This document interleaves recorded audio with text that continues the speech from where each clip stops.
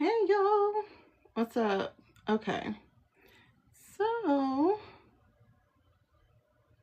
I want to do a little fun game. I want to play a game. Do you want to play a game? So yes, I do want to play a game. I want to play Words Are Hard. I want to play Words Are Hard. But also, while doing that, I'll be doing my her. If you guys are willing to play, let me know. And then we could do Words Are Hard. In the meantime, let's have some discussion. Hey, Genteeks. Hey, Benita. Hey, Angela. What's up, girl? Hey, do you have a question? I'm trying to make sure I do y'all reads today. So do you have a question? Hey, Becky. If you have a question, we can get into your situation question. Oh, no, I lost my hair. I'm redoing it because I kind of remember how to do a braid. You guys. The news has been crazy. Let me know if you have a question, Angela, and we can get into it. All my supers get to ask a yes/no question. Y'all know how it goes. Y'all are the only ones who get to do yes/no questions. So I like that. Anyway, so I just did a video, y'all. It was a crazy video. Well, not really, but I just did a video. Like realizing, is this too much hair? I don't know how to do hair, but I suddenly remember at least how to do like some sort of feed in to a braid. So that's what we're doing. But anyway, so I just did a video about how like, y'all know, what was it? 2 weeks ago, we read on September 11th, right? And it was shocking to say the least, because someone had said it was actually one of those flags false things. And I was like, nuh-uh, they wouldn't do that. When I tell you, I was so naive about this country. Like, all the racism stuff and Jim Crow and Trail of Tears and all that stuff aside, it's like, but they wouldn't harm their own people. Like, like equally harm, say, white people. They wouldn't do that. Man, when we did that reading and we got an unequivocal yes, I was like, oh, what? I was just so shocked. And then Turkey Day happened. And like, it just hit me today that they're so similar, because they use a Middle Eastern person, just like they did with 9/11, a person they trained. And it was just like, oh my God, what? It's just like, I don't know. I don't like the disillusionment. I don't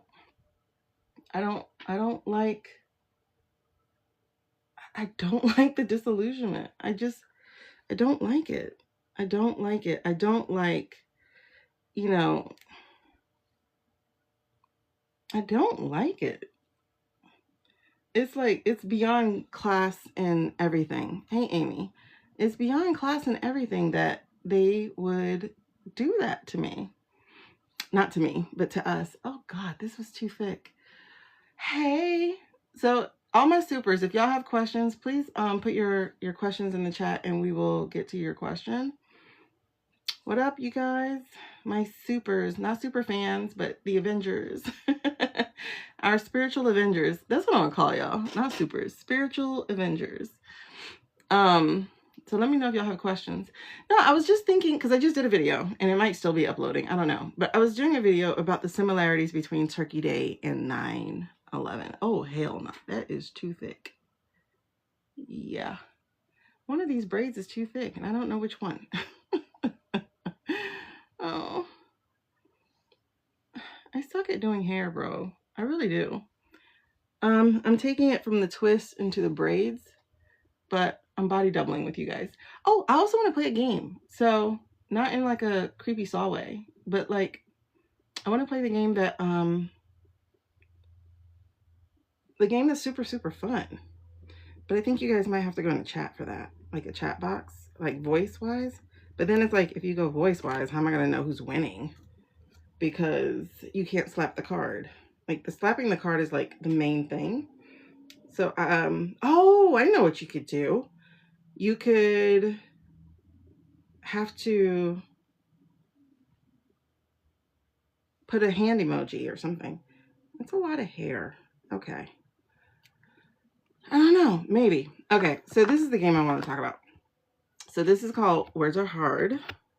So this is called Words Are Hard. There we go. And so like there's an image and then you have to say a word that begins with the letter. Do you think we can play that game? Can we play a game? Or.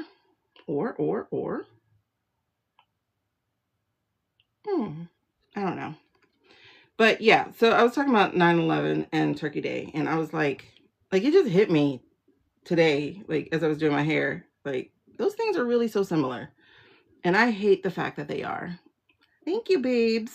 I hate the fact that they are. I hate the fact that we're literally in this dystopian world and we're aware of it now. You know what I mean? I don't know. I miss my ignorance. I really miss my ignorance. Because, you know, I'm thinking about the whole situation, the boat situation, that I miss my ignorance so much because I miss thinking my country was great. I miss thinking we've had progress and improvement. I miss thinking that you could be whatever you want to be. You know? Now, yeah, you could talk about it on like a spiritual level. Listen, Teresa, this game is super fun. Did you order it already? The game is... I had a headache. I had a headache so bad. But the game is super, super, super fun. We can practice so that you can get a heads up on your people. But yeah, it's super fun. And but anyway, I don't know, because like, you know how like when you're doing brainless activity, moving off the game, when you're doing brainless activity, because your brain does have to work for that game. If your brain doesn't work, you're losing. But so I was doing brainless activity such as braiding my hair, and I was listening to YouTube videos, and I was catching up on all the messages that you guys have sent me, just reading through it and stuff. And finally I had like some quiet, and then I went, wait a second, this is just like 9/11. And like, I don't know, my brain just went, they're the same thing. And all of a sudden I was just out of it. I don't know. I got really, not depressed, but I got really sad because it was like, this is literally the country we're living in? Are you serious? This is the country that's so amazing? Are you serious? It's just wild to me. It's really wild to me. I'm not happy. I'm not happy knowing that this is our country. Okay, I was going down the whole list looking for words are hard so that you guys can see it. You still have time to get it for your whatchamacallit, your holiday celebrations. You still have time to get it. So, and it came really, really fast for me. But anyway, let's get back to business. Let's get back to business and defeat the Huns. Okay. Anyway, hold on. I took Adderall. That's why I started braiding my hair. And I'm trying to get back to here. Okay. I'm gonna pin it so that you guys see it. Yeah, it's free shipping and they ship it so fast. So I would definitely And it's one for all the generations you guys could look at. In the end, okay, let's see what you were saying. Hey, AJ. I love when you guys come in. We're talking about anything y'all want to talk about, first of all. So just bring up stuff and we can talk about it. And yeah, so I'm gonna show you the game. Ignorance is, I missed my ignorance. I really do. Ooh, WWE SmackDown. Oh my God, there is, I think I'm gonna actually watch the Diddy documentary. I'm just trying to hear if it's gross. Like, I can do crime mob boss things. I can't do gross like the trial was. I didn't watch the trial at all, but I heard some stuff, and I don't know. I don't want to hear that. In the end, will we think years down the road Orange did us a favor? I actually kind of think it now, to be really honest. Oh, give me your impression on it. Oh, good. I'm glad you got it. Yes. Yes, Amy. I saw the picture. That's what triggered me into making the video about 9/11 and Turkey Day. Because, like, these girls had insight on what was happening on that island, right? Okay, hold on. Let me finish. Oh, it didn't get deep? Okay, good.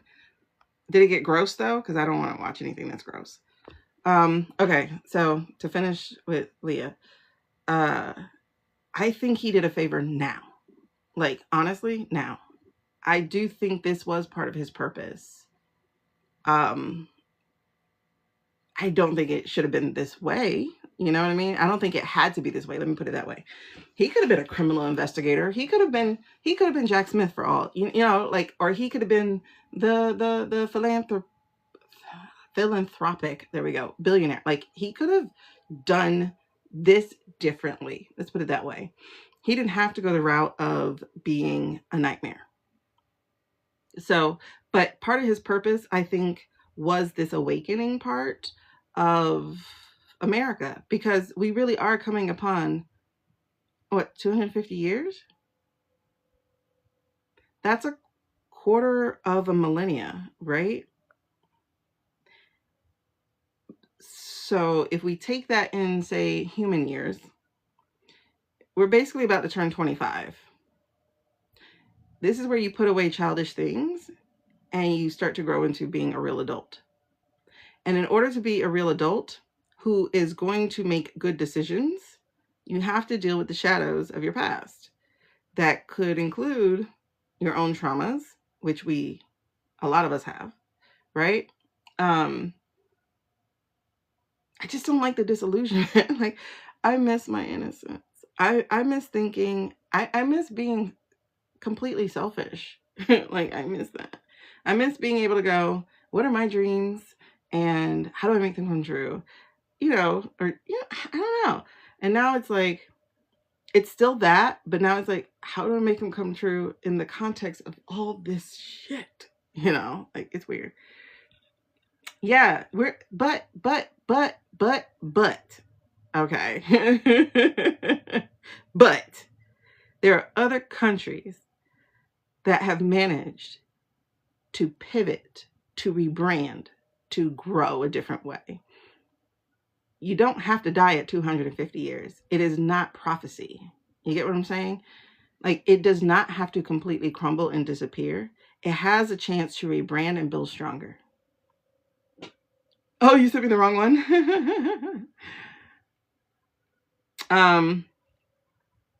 So do I think that we can say thank you? I don't think we have to say thank you. I don't think we have to say thank you. Like, thank you for being an ass. Like, no, I don't think you have to say thank you. Thank you for hurting us. No, you don't have to say thank you. But you do get to accept, like, okay, this is how it went down. What do I do with this now? It's basically like what I was saying before. The pain is not on purpose, but you can find purpose in pain. You get what I'm saying? Like, it's not you were put on this earth to experience pain. You're put in, like, not like that. I'm saying this weird. Because I've heard people say that, oh, I chose to go through SA, like as a soul, and this person as a contract chose to be that one to help me learn this lesson. I'm like, no, you got to learn that lesson a different way. You didn't have to go through SA to learn that lesson. There are different ways to be violated. It didn't have to be that way. You get what I'm saying? I think that was a really wrong message to give. And granted, I don't remember my NDE. As I said, I have no recollection of that night whatsoever. But I think it's just a weird thing to say that that was the point of you coming. Like, I don't know. So as far as the painting of GWB in Epi's office, I was like, okay, so like I said, the girls have insight. And I'm going to refer to them as girls because I'm just going back to that time that they were there. So the girls had insight. They were ignored until it was time, I guess, for them to be used. You know, kind of like the hand. Oh my God, where is their help? I want to know about that. Like the help, the maids, those people who tend to go ignored, but who collect all the info. Where are those people at? Where are they? Let me put this over here. There we go. That's so weird. Okay, so mirrored, because my board is technically over here. So that's where my board is. So how come it's, oh, I don't know. I guess, okay, so when, I don't know. But anyway, it showed his history. Okay, yeah, that's kind of why I wanted to watch it. I wanted to watch the documentary to see the dots connecting. I didn't want to watch any of the sex stuff. But as far as like the plane, okay, so the girls had insight, and the insight they had, like I found the desk thing very interesting. Like, you know, how she has him playing with the planes and the buildings were knocked down and but the desk was pointed outwards with the drawers. I was like, how old was I during hanging Chad? I was 19. I was 19. So at 19, but again, before I knew I had spiritual gifts, I looked at that picture of Dick Cheney. He was in the newspaper and he was just staring out. And I went, that man is evil. And I also knew, without getting really into politics or something, I'm like, that's the real president. You know, like he's the one calling the shots because Dumbo here can't, you know, like George was obviously dumb. You know, he was dumb. And all that evil was Cheney. So that painting was so interesting. The Bill one, with the Monica Lewinsky dress, I thought that was really interesting of Epps to commission that.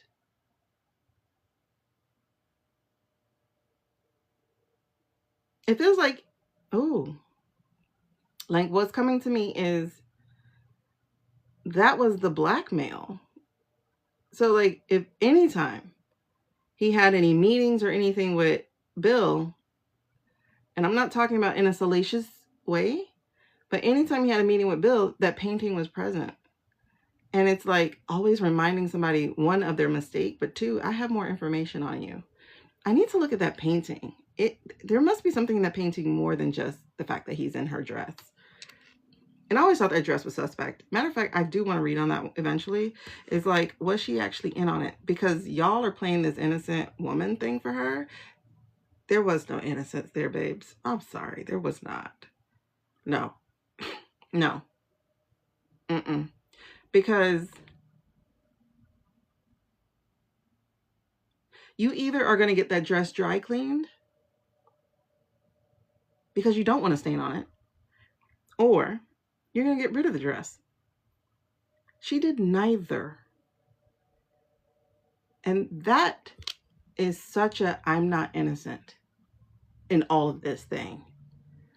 I know the dynamics of power. I have been a person who has been victimized. I have also been a person who, as an adult, still felt powerless in a power dynamic.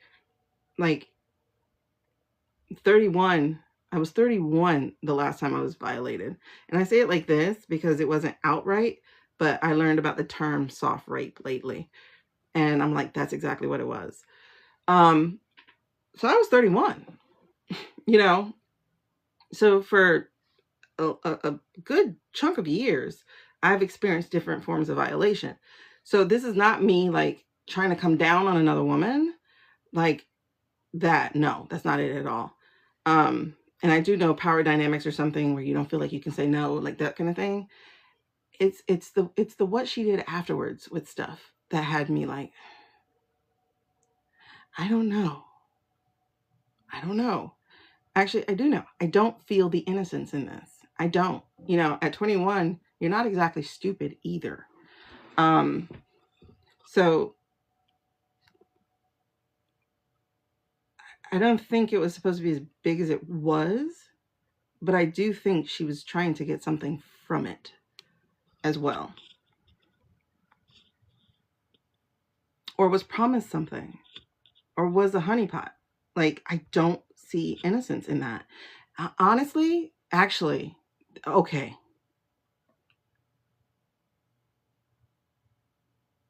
I need to know her connections to EPS, to iState, to vodka. I need to know what her connections are. Because when I just said that thing about the honeypot, it connected right back to the picture in my head. And it was like, bingo. Oh, and I'm getting goosebumps. You guys. What? Hold on. Oh, I know. I look a hot mess. Hold on. I'm getting something. There. Oh my gosh. Okay. Wait. It's gone. But hold on. Okay. Let me go back to what you guys are saying so we don't get too far. I think it kind of needed to happen. Yes. Not in the way or the. I think even the reason though, was part of the purpose in a way. Because here's my worry about it though, is the enemies that have been created and the trauma that has been created. You know, what do I mean by that? Because for most of my life, or at least since Nixon, and actually no, since the very first movie, Birth of a Nation, white men of power had created a boogeyman. Actually, before that, they did it to the indigenous people too.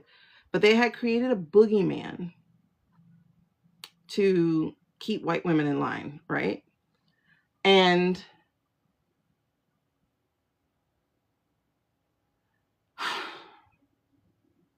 so they created this boogeyman that's like, they just want to take us down. They're so jealous of us. They're the children of Cain, blah, blah, blah, blah, blah, right? They created a boogeyman.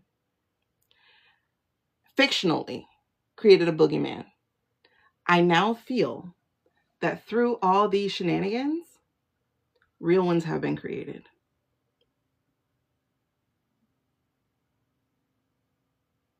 Let's get down to business and defeat the Huns.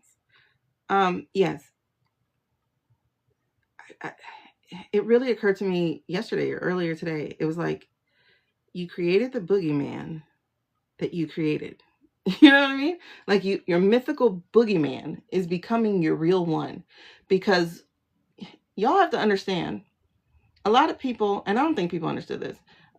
This is going to be a quick moment about race, and then we're going to move on.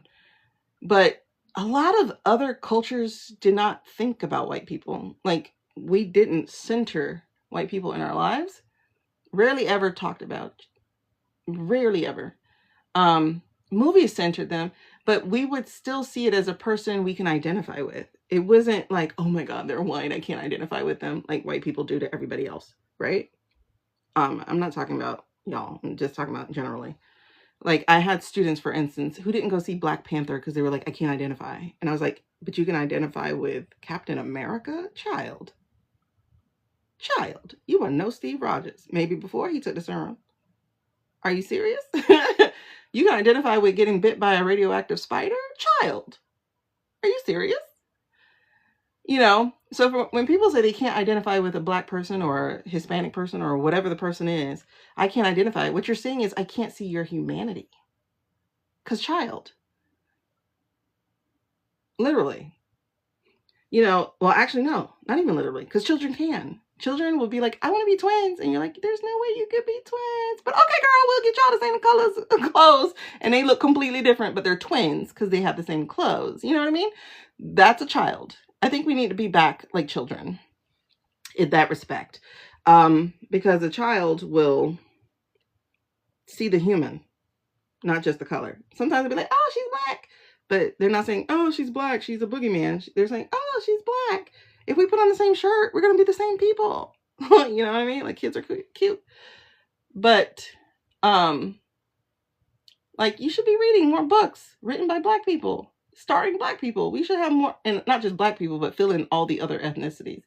Like, I read, you know, we read Siddhartha, we read Good Earth, we read Buddha, I read people from the Caribbean, I read indigenous books, and never once did I go, I can't identify with them because they are a different culture. No, because we identify with themes. You know what I mean? So it's like, I identify with you because you have been left out. Or, you know, like, we find themes, universal truths. That's how we identify with people. But in that, seeing a, like, I was going to say completely white, but Cash is not white. But seeing a completely white administration, save for the little pepper. Do you understand what that optics is? Like, to those type of people, they're like, oh my God, we're getting our white country, yay. But to everybody else, it is like telling everybody that white is completely unsafe. Like, do y'all understand the messaging that having all those pictures, having even little Rubio looking like, you know, Ruben, you know, instead of Rubio, like even having him look like that. And notice Cash is not in a lot of their pictures either, because they're going to get rid of him eventually. But like, you know, having this completely homogenized milk of a visual of the people who are damaging this country, the people who are treating other human beings as if they are animals, because a lot of them see these other human beings as animals. Like, people were joking, like, watch the roaches run, you know? So what's ending up happening is you're creating your boogeyman. And I'm saying you, because I mean you, America, right? And not even America, but specifically this microcosm of people with the money and the access and the power is now destroying the progress and the branding of white America. That's wild. Y'all just started fixing your branding since the 60s. You know, like, a lot of us have white friends, and like some of my best friends are white, and we talk all the time. And, you know, and I'm like, I don't want you hating your whiteness. I think you should own your whiteness, but you should also do something with it, such as, and it's not some big old get a platform and talk against white people. That's not what I'm talking about. You could take your everyday self and help another person be seen. Like, don't put shit out like, if you're ever in trouble, go find a Black woman. I'm not your mammy. You get what I'm saying? It's weird. But if you want to be, and I don't want to say an ally, if you want to be a human being, treat other people like human beings. If you want to be a human being that's seen as a human being, treat other people like human beings and see them as human beings. You know? Because, like, that's the way to go. Is like, I see your color and we can still put on the same shirt and be twins. That's what I mean. Like, be a kid again. It's like, yeah, you're brown, I'm white, but we're still twins. We're best friends. Like, be a child, because children know what they're talking about. They do. But anyway, so the branding is bad. The branding is bad. Do you know how much work y'all are going to have to do? there's going to be 2 generations of people who are not going to trust you just because of your skin color. And that is wild. That is such a setback. So the branding of it is, and this is how you can fix that, you as a group. Make sure these people are held accountable. Make sure these people are punished. Make sure these people do not get to be free again. There is no rehabilitating somebody who's 60 and still pulling this shit. You know what I mean? Like, they literally spent decades getting to this place. They should spend decades unrewinding from this place. You guys cannot do what has been done consistently. Reformation, Jim Crow, like, oh, everything's better. No, it's not. You have got to rebuild trust. And how do you rebuild trust? See people as human and deal with them as human. Someone hurts you. I'm going to make sure they can't do that again. That's how that goes. So to help make sure the branding of white people is not so irreparably destroyed, white people have to hold white people accountable. It's just that. Because I'm going to tell you, like, the Purple Revolution, that was damaging. Watching people say they wanted bounce houses at these parades, that was damaging. Because everyone's looking at you like, you're not taking this seriously. And I need you to take this seriously. I'm really afraid. I'm really terrified. You guys, we just drove through Alabama. I hate Alabama. I will never go to Alabama on purpose. Right? We were coming from Tennessee and we made a wrong turn or something. And we ended up in Alabama. And it was my turn to drive, and I was driving, and I thought I was getting on a highway, but Alabama doesn't seem to have highways. They only seem to have back roads that are completely dark, that have twists and turns, and I can't see like that. I needed a highway with some lights. Okay. So, my fiance was like, pull over, I'll drive. Meanwhile, he's sleepy as hell. He had been driving for the last 3 hours. And so he's super sleepy. And in my head, I'm like, I just need to push. I'm sure we're going to get to a highway. But it became very apparent we weren't getting to no highway. And so now it's like, where do I stop? I'm scared to stop. I'm terrified because we're going through, and I looked these places up as we passed them when he eventually drive. We're going through, there was a city we were going through. Oh my God, I'm getting goosebumps about it. This city had 100 times higher crime rate, and it was a majority white place. It was like 58%. It was basically, it looked like America, I guess, on some level. It was like 48 to 58% white. It was a majority white. And then it was like 30% black. And then it was one of the highest crime rates in the entire country. And I was like, we can't stop. We can't stop. And then as I'm driving, there are people who are flying these big ass Confederate flags. And I'm like, why? Like, it's not your heritage unless your heritage is pain. You know what I mean? It's not your heritage. It's not my granddaddy. If you are my granddaddy, then you know what your granddaddy was doing. You know what I'm saying? Like, it's not family heritage. It is family traitor, whatever. I'm not going to get into it. But the whole point of that is I was terrified to stop. I was terrified to stop because I'm like, I don't know where we are. And if I pull over, how do I not know? Because we're on some freaking back road that this is going to turn into one of those things. And then my children are going to have to witness this.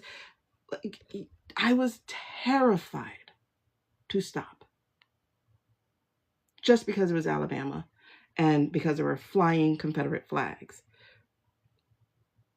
still in people's front yards. And I'm just like, this is why we're here, because you're holding on to that. It means Confederacy means nothing but racism, nothing but human trafficking, nothing but human sex trafficking. Because y'all, when you learn what slavery really was about, that shit was wild. There were people who were, like, Nat Turner got boiled. The fat of his body was used in cooking oil. Parts of him was eaten. Other Black people have been used as leather shoes. Some Black boys on different plantations were not allowed to wear pants because they had to be emasculated. They couldn't wear pants until they were 21 years old. Some plantations had brothels off-site, again, for children. And people paid to do with that. So this is not new. EPS is not new. This was being done. And when people say this is not who America is, I call bullshit, because this is who America has always been. Not even a breeding farm. I'm not even talking about that, but yes, they actually, because they didn't see Black people as human, they actually bred mother and son together. That's where mother effer comes from. That's why there's an incestuous problem with some of the southern states, because it's epigenetics. You have got to finally acknowledge America. You have got to finally acknowledge that Iron Man and Captain America were shitty ass people sometimes, or that shield didn't belong to him. It belonged to someone else, right? Because Captain America's shield was vibranium. So it came from the African country. You hear what I'm saying? Like, you have to understand that y'all hero stories, AKA textbooks, AKA history books, those are fictional for the most part. No women are in it. No other ethnicities are in it. No other, like, Chinese people built the freaking train stations out west. One of the people who was like the mother of the post office was a Black woman, because she was brave enough to go through the Apache land. You know, like, y'all gotta retell them stories. Lewis and Clark went by themselves. They had a Black person who was talking to the indigenous people because he knew their language. We gotta tell these stories better. You know what I mean? And then it's always like, get your own, get your own, and get your own. And Black people say the same thing. We need to get our own. We need to get our own. Get it. Okay, please look up the history of what happened when we had our own. Rosewood, Oscarville, Central Park. Look it up. Central Park was laid over a Black gravesite. Manhattan was taken from the indigenous people. I mean, literally taken. The Trail of Tears was not this little cut and dry, they walked from here to there type of thing. No. It was like the I-State. They were picking some of those indigenous people off. And they went to like Oklahoma and Tennessee or Texas first. And then all of a sudden, ooh, there's oil there. Y'all got to keep going and get out. And then they go west and it's like, ooh, there's gold here. Y'all got to go to a little farm or a working farm, AKA reservation. This is who America is. I just learned the story this year about how America treated its veterans who were fighting for something. I forgot. I think it was after World War I or after World War II in somewhere here in Florida, in the Everglades or something. And they actually destroyed those veterans. So again, this is who we are. Yeah, and didn't he give Pocahontas a disease too? Because, you know, Europeans were very diseased. They slept with any and everything. And by we, you know I ain't talking we, but this is who America is. You know, and I'm not saying Black people are perfect. Please don't think I am. You know. But what I am saying is a lot of that imperfection was learned thanks to our traffickers. And yes, I know Black people sold Black people as slaves in Africa. Okay, but they had no idea what America had in store for them. You know, they had no idea what was happening to, like, there's slavery, and then there is what America did. Those are two different words, actually. We act like they're the same things. They're two different words. But anyway, hold on. I missed everything else.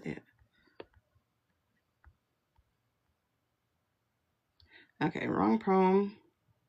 Yeah.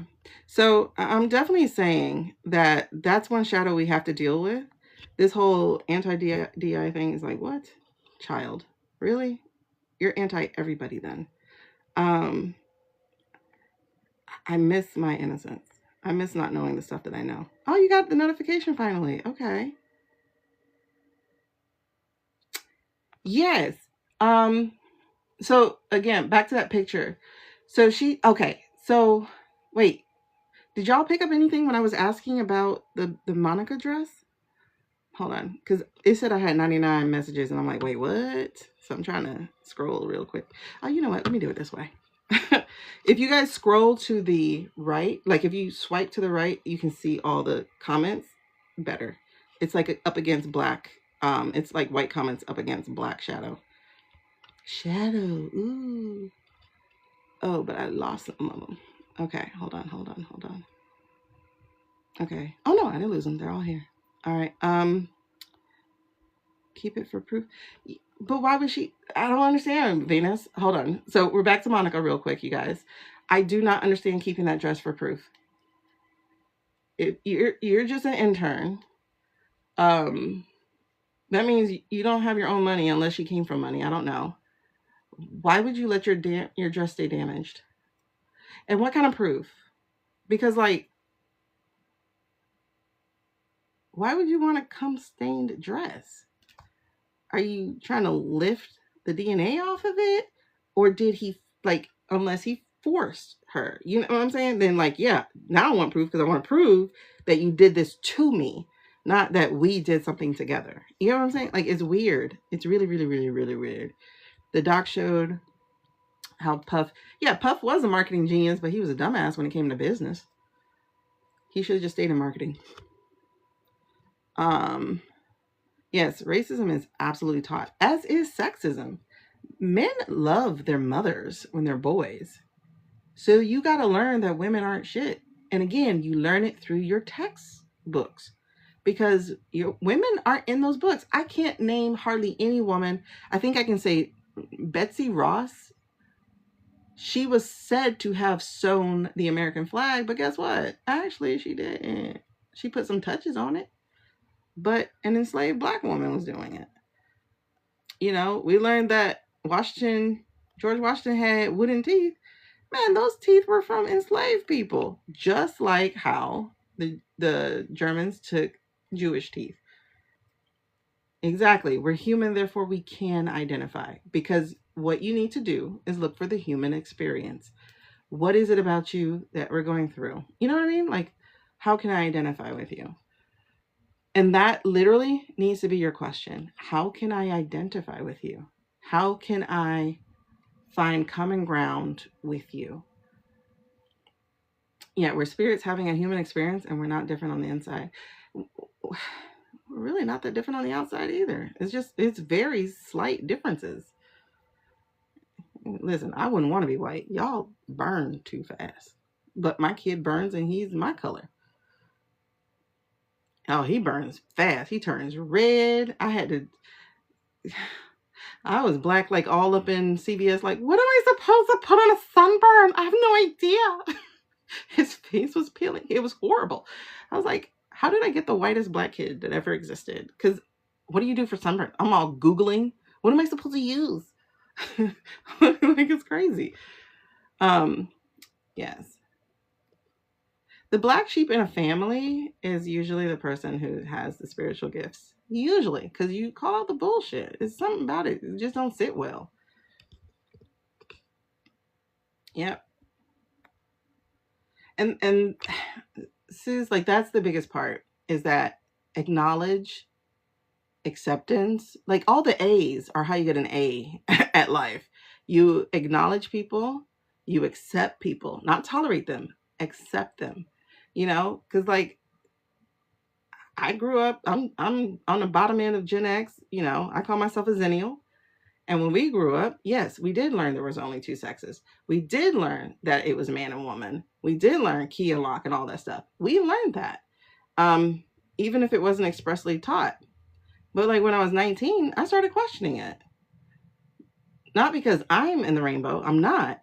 But I'm starting like I'm like, but how do we teach that God loves everybody? How do we teach that everybody is in God's image? How do we teach that?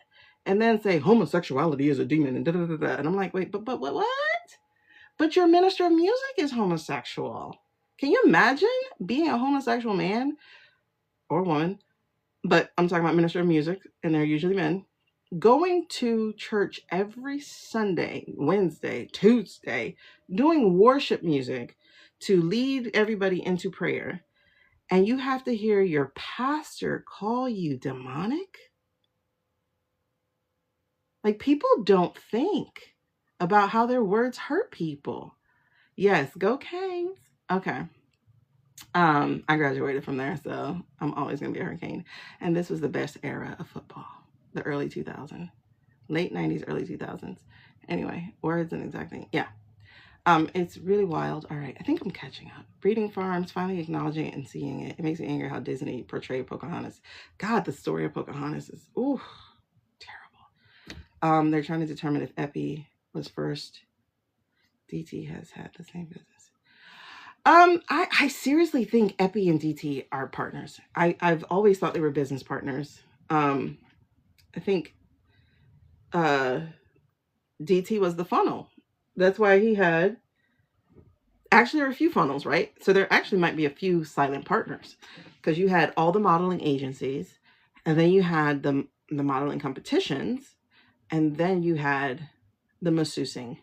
You know what I mean? So I think they really were just, if we're talking business, because they're businessmen, we're talking top of funnel is what, well, top of funnel would be the women they employed to do their thing. So Jizzy or the other victims or whatever, they went out and they got them with their accents and their women washing. I think they call it gender washing when you use a woman to front a man's perspective or agenda. So it's gender washing. So you use these white women, one with an accent, one who is definitely, well, they both had accents. Ivana had an accent. She had an accent. Melania had an accent. So there's like this automatic trust, especially to a British accent, because America just has this thing of longing for home. And I understand. But so they use the gender washing. They also use the genteel washing of it, because you're like, oh, this can't be bad if all these rich people are doing it, you know, because we look at rich as being blessed. Like, you must be blessed if you're wealthy. How is that a blessing? You know, the blessing is to be wealthy in all kind of ways. All right, she's considered to be on the first. Okay, you got to help me out. What's an MMIW? I don't know what that is. As it should be. So did Epsi have it first or D? Or I definitely think they funneled. They were funneling for each other. It depends. What's the timeline of Epps being with that Victoria's Secret guy, Wexler? I can't remember when that started, because that was, I won't say that was the start of Epps. It wasn't, because Epps actually got in trouble as a teacher as well, for doing things. You're on a tangent. We're talking over here. Girl, I'm gone on a tangent. Yes, she kept it as a souvenir. I don't believe the souvenir thing. No, nope, I definitely don't. Unless you're sick in the head. Why the hell would you be keeping a souvenir with like, that's not a souvenir. A souvenir is, oh, he bought me this. That's a souvenir. A bracelet. Like, get you some jewelry, girl, because that's an investment. Like, that's a souvenir. Not that dress. I'm sorry. No. It bothers me, and I need to, I really do want to look into it. Martha Washington was a great chef. Yeah, right? I heard that too. But then if you watch, and I really do recommend people do watch, there's this documentary on Netflix. It's called High on the Hog, and they explore the African to America connection through food. So like macaroni and cheese and rice and all that kind of stuff. And then you learn that the chef at Jefferson's spot, when Jefferson was there. That chef was Sally Hemings' brother. And Sally Hemings, as you know, is the mother of 6 of Thomas Jefferson's children. He studied in France when he was with Thomas Jefferson. So he learned French culinary things. Then he brought whatever that pasta dish was that they had over there and then created macaroni and cheese based off of that. So the white version of macaroni and cheese and all that kind of stuff, that's owed to a Black man who studied in France. That's what I'm saying. Like, there's a lot that white people actually did not create. But that someone else created, or a white woman created, or, you know what I mean? Like, it's usually not a male's creation. Like, what's the real story about KFC? You know what I mean? I probably say you sunburned in the cloud. Listen, I tan. Luckily, I don't burn, but I tan, and I tan quickly. I can tan in 5 minutes. I'll be like, what? I just walked outside to the mailbox. I tan fast. And when I'm embarrassed, I do turn like red. Like, you can see it. And I was like, it's so weird. Oh, that's where you saw it, on High on a Hog. High on a Hog is such a good documentary. Like, oh man. Yeah, Epi did pay for her oh wait, hold on. What?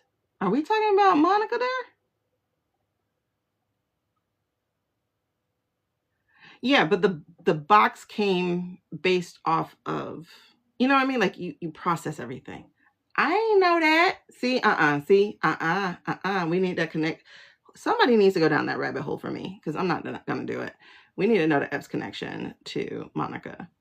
I need that full connection. And when did it start? And at what age? Because she was 21, so she was on the older side of their ages. I know there was another woman at 21 that he got. She's either 20 or 21. The one, no, actually Virginia, that started at 17. Because I remember listening to her documentary or something where she was 20. Oh, somebody read a chapter of her book or something.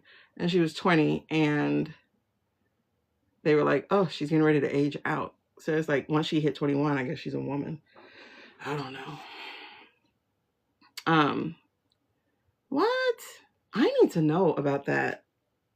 I need somebody to do that, because I'm telling you, that don't feel like it's on the up and up totally. Was she victimized? I'm sure she was. But it's also like, what else? Because there's nothing to say she wasn't like Erica.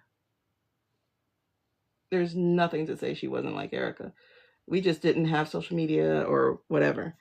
I don't know.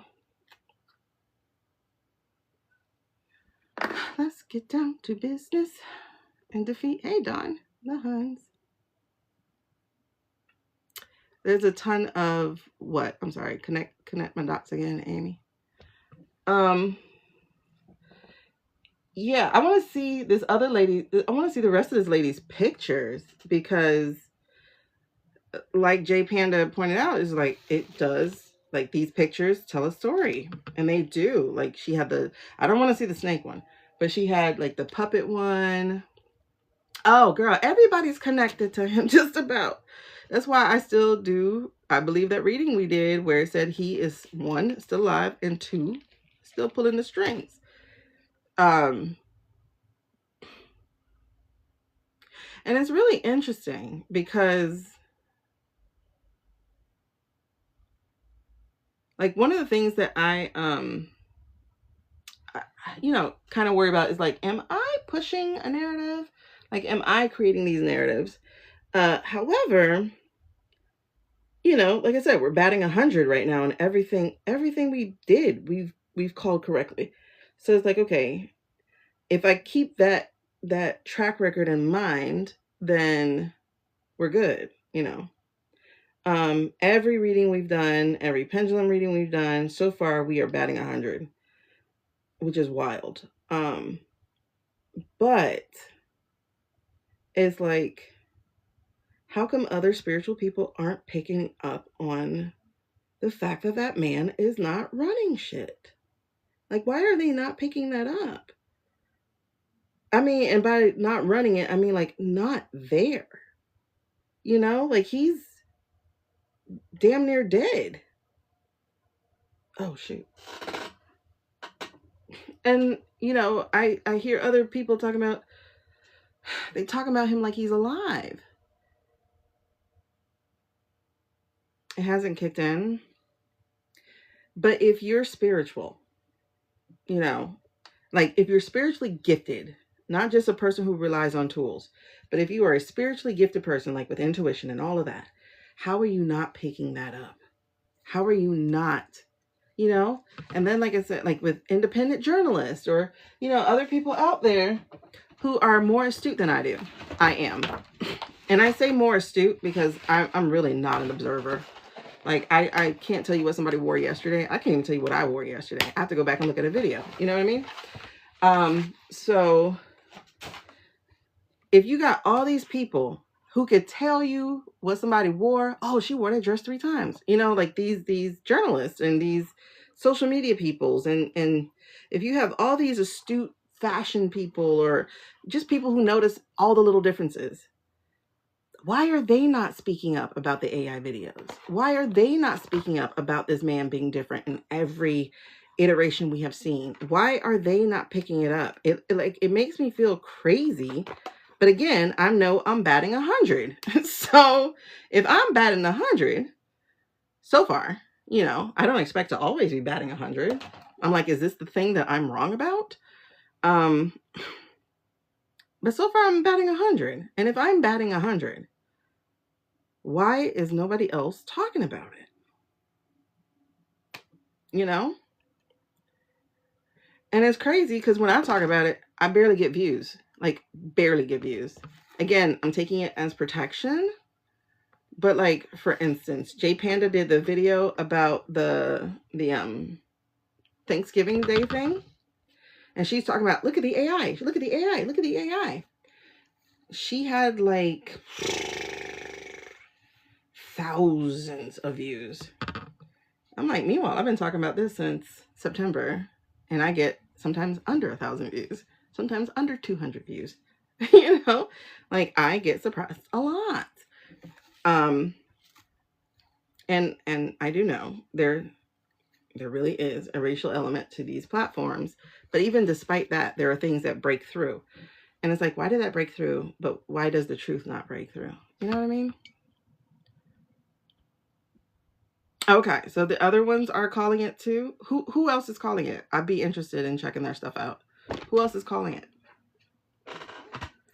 Like, you know, I've had some comments on my video, like the one I just did about, well, the one I just did a whole lot of them. I don't know. I just felt it, and I just kept going. I'm gonna try to pull it up so I can see. Let's get down to business and to feet. I've been on this thing how long? I haven't done one braid. 58 minutes. Oh my God. I got on here so that we could body double. I haven't done one braid. Okay.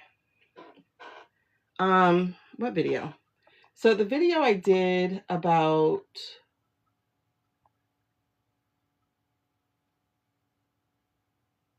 let's see, that they committed the T word, you know, the one that we're hoping they get called on. Well, at least I am, because y'all want impeachment. I don't. No. Some of those names have not. They have not. I really haven't seen anybody other than Sky Girl, Lisa, saying it. Diane, I don't know who that is.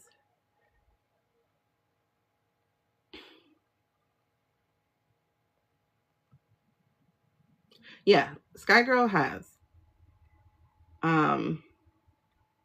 The other ones, no. Not so much, unless I missed something.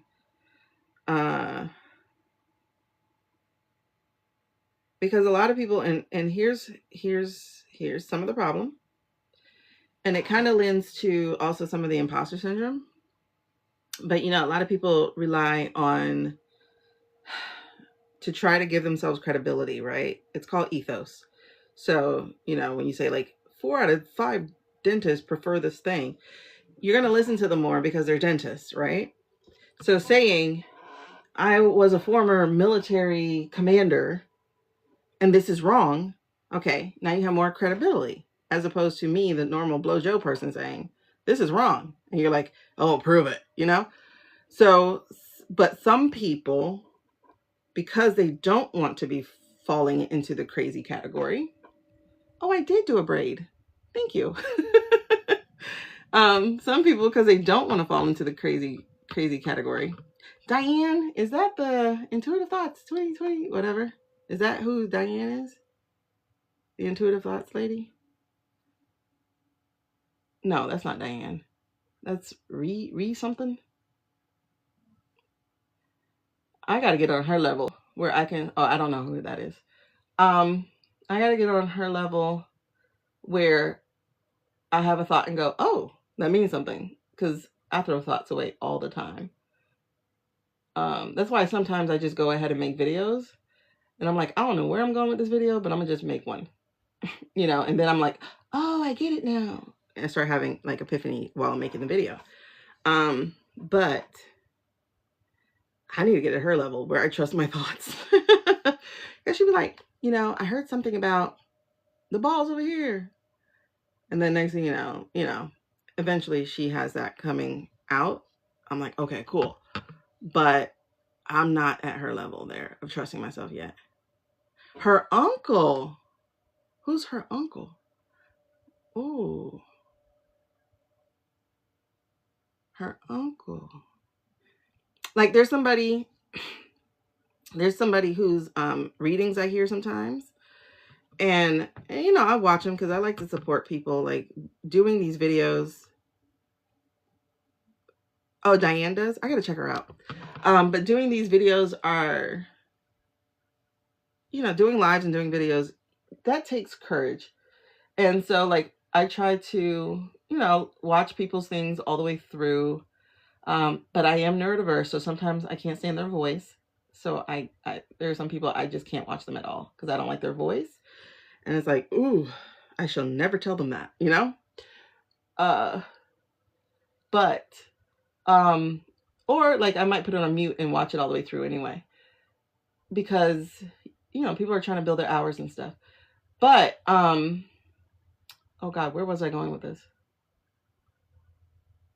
Oh, but what I was saying about people using their credibility is they try to put their credibility first. And I understand it's a tactic.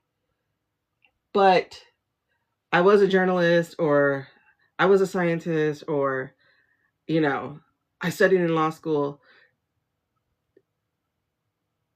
That shouldn't be first. Your spirituality has to go first, and then you filter it through. You don't allow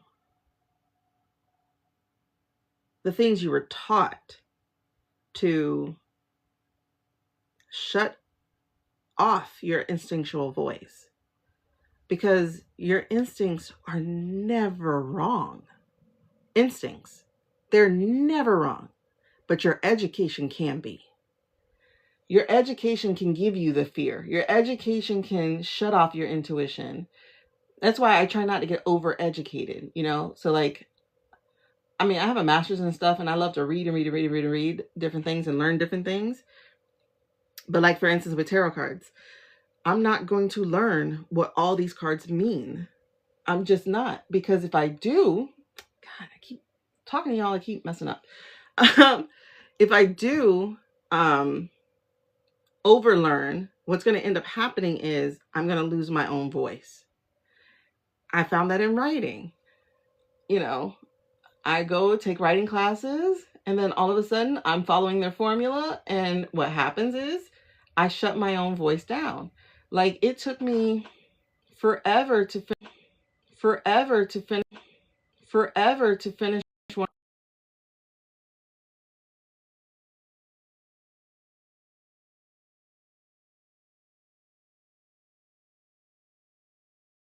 I gotta charge you guys. But it turned out to be one of my best books, you know? So like, for instance, I have a romance novel I've been writing for a long time. And I stopped writing it. Like there's an embed fear, you know? I stopped writing it because I know the rules now. And so the rules are, when you write romance, Your book is supposed to have a meet cute by chapter 3. Mine doesn't. I'm at page 80. You know what I mean? I'm like, is that too much? Should I cut it and just make it a free backstory thing? But I'm like, no. I want it to be really told this way. So you can overeducate too much is my point. Let me go back. Baby, come back. So the Lewinsky emails were mentioned in... Oh, they were. I gotta look that up. Okay, Venus, I missed it. Shut what down? Girl, listen, I missed something. What did I miss? But yeah, I've seen people say things couldn't happen. Like, for instance, when I do my AI videos, people are like, oh, I make videos, or I'm an editor, and this has to be blur or morphing or whatever. And I'm like, bitch, I do videos. I edit videos. I'm also AI certified. You're not better than me. You might have gotten paid more than me because you pursued the career, but you're not the only one out here with a title. You know what I mean? I don't know. Like I said, I did not want to believe they were using AI on us either. But at some point, you accept the truth so that you can move forward. Why do I keep doing this? Okay. So that said, a reader or two on that list y'all just gave me throws their credibility in front, and it keeps them from saying some things or believing in some things. So, like, for instance, there was this article that came out by This Will Hold, right? And in the front of that article was the CIA whistleblower thing, right? So the CIA whistleblower thing, he talks about being in, he talks about being in the meeting, right? Of, like, looking at the report and everything. And when you do research on this guy, he legitimately is a CIA, ex-CIA, but he was in trafficking. And so because this person had some experience or credibility dealing with verifying stuff, that person said that the CIA guy is not to be believed, because why would elections and trafficking be together? Like, why would they be looking at those things together? And I was like, because they go together? Because who ran? Like, do you know that guy? Do you know the guy we're talking about? Do you know Agent Orange? What has he been accused of all his life? Exactly. But this person shut it down. And this was before the Epps emails came out and all that kind of stuff. And I'm like, but why would he not be there? Because one of the things that I got about why everything did not go down the way that we thought it was supposed to go down is because it was like having that annoying thread on your sweater that is... Oh, I forgot to do that. Okay, it's like having that annoying thread on your sweater. Hold on, which one's thin? This one's thin? Wait, is that one thin? Wait, is that one thin? See, I suck at braiding. Okay, wait, is that one thin? No, wait. Okay. See, now I got lost. I don't know where I'm supposed to put this. But anyway, we'll just put it here. Hold on, grab it. Okay. Pull it through.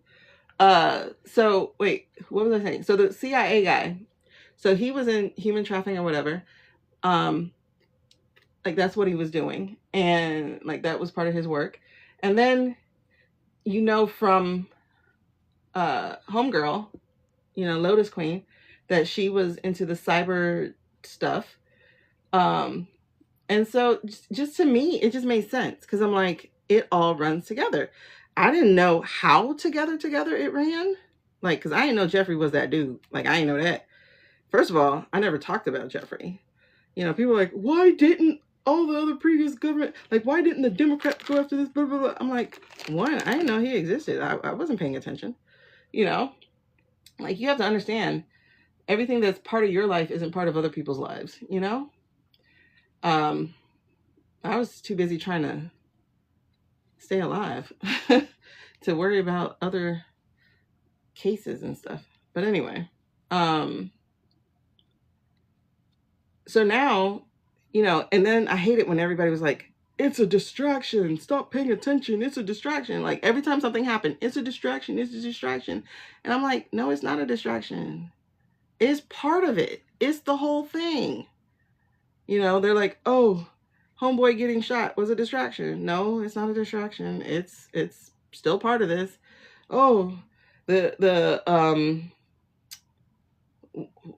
Turkey Day thing. It's a distraction. It's a distraction. I'm like, actually, no, it's not a distraction. It's still part of it. Like, everything is part of this, you know?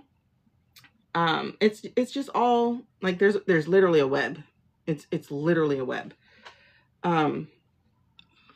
But to hear this person who is spiritual, you know, I guess people say she is, and she says she is, and I don't know her otherwise, right? But this, oh man, are you serious? Are you coming down? Whatever, you're staying put. You know, you have spiritual gifts or whatever, does channels and all that kind of stuff. Okay, cool. But for you to say, nah, that couldn't be right, because why would he be there? It's like, why didn't you check into yourself first? Like, check into your spirituality and go, okay, it doesn't make sense for him to be there, but maybe it does, you know? And for me, when I read it, I was like, oh, okay, money's tied, you know? But I don't know, I guess I was reading other things too. Like the French guy who won the bet, the one who won like $80 million or something by getting the exact numbers of the contest. Because, you know, betting, you have to have everything right in order to win. And I can't remember what the name of that betting company is. I think it starts with a P. Prospectus? I don't know. But all of a sudden in October, he gets the bet right. Like, everybody had essentially her winning or whatever. And then all of a sudden, this guy puts his bet that he was going to win, and he had the exact numbers. And all of a sudden, I can't even say, like, you know, it's so weird. I can't even say he won. Like, I can't say it. Like, I can't say it because it's not true, and I don't want to tell a lie. But, you know, he quote unquote won. But I'm like, if you're spiritual, you should know that. And that's the other thing, Ray, or Carly, but it was just like Carly Ray. There we go.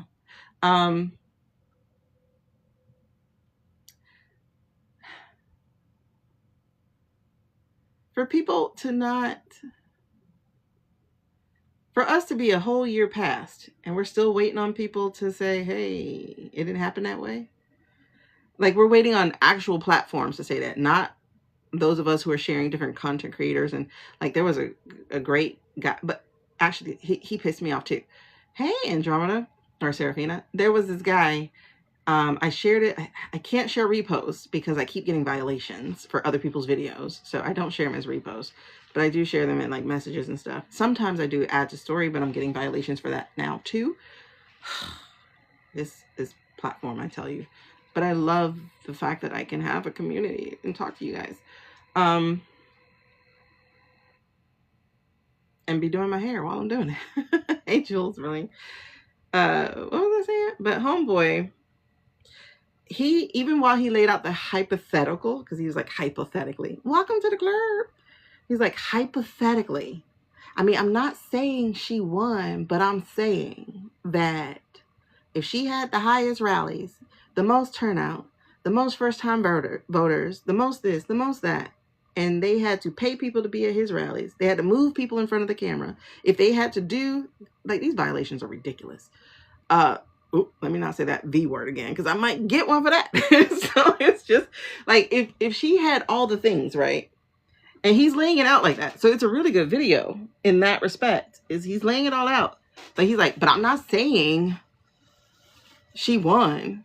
Like, I'm not saying that. I'm not saying he took it. I'm not saying that. I'm like, just say it.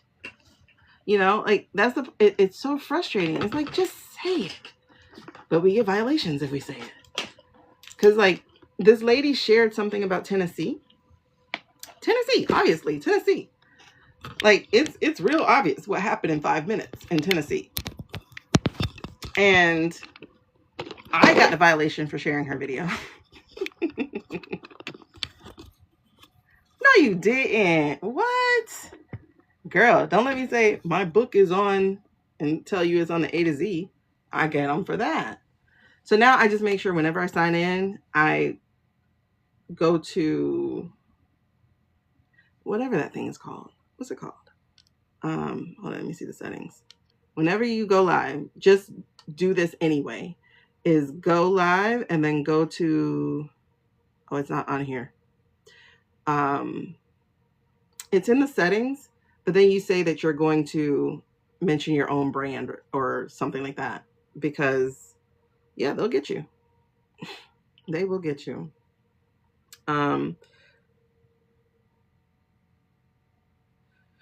So just really quickly for me to mention it is I am doing donation readings only right now.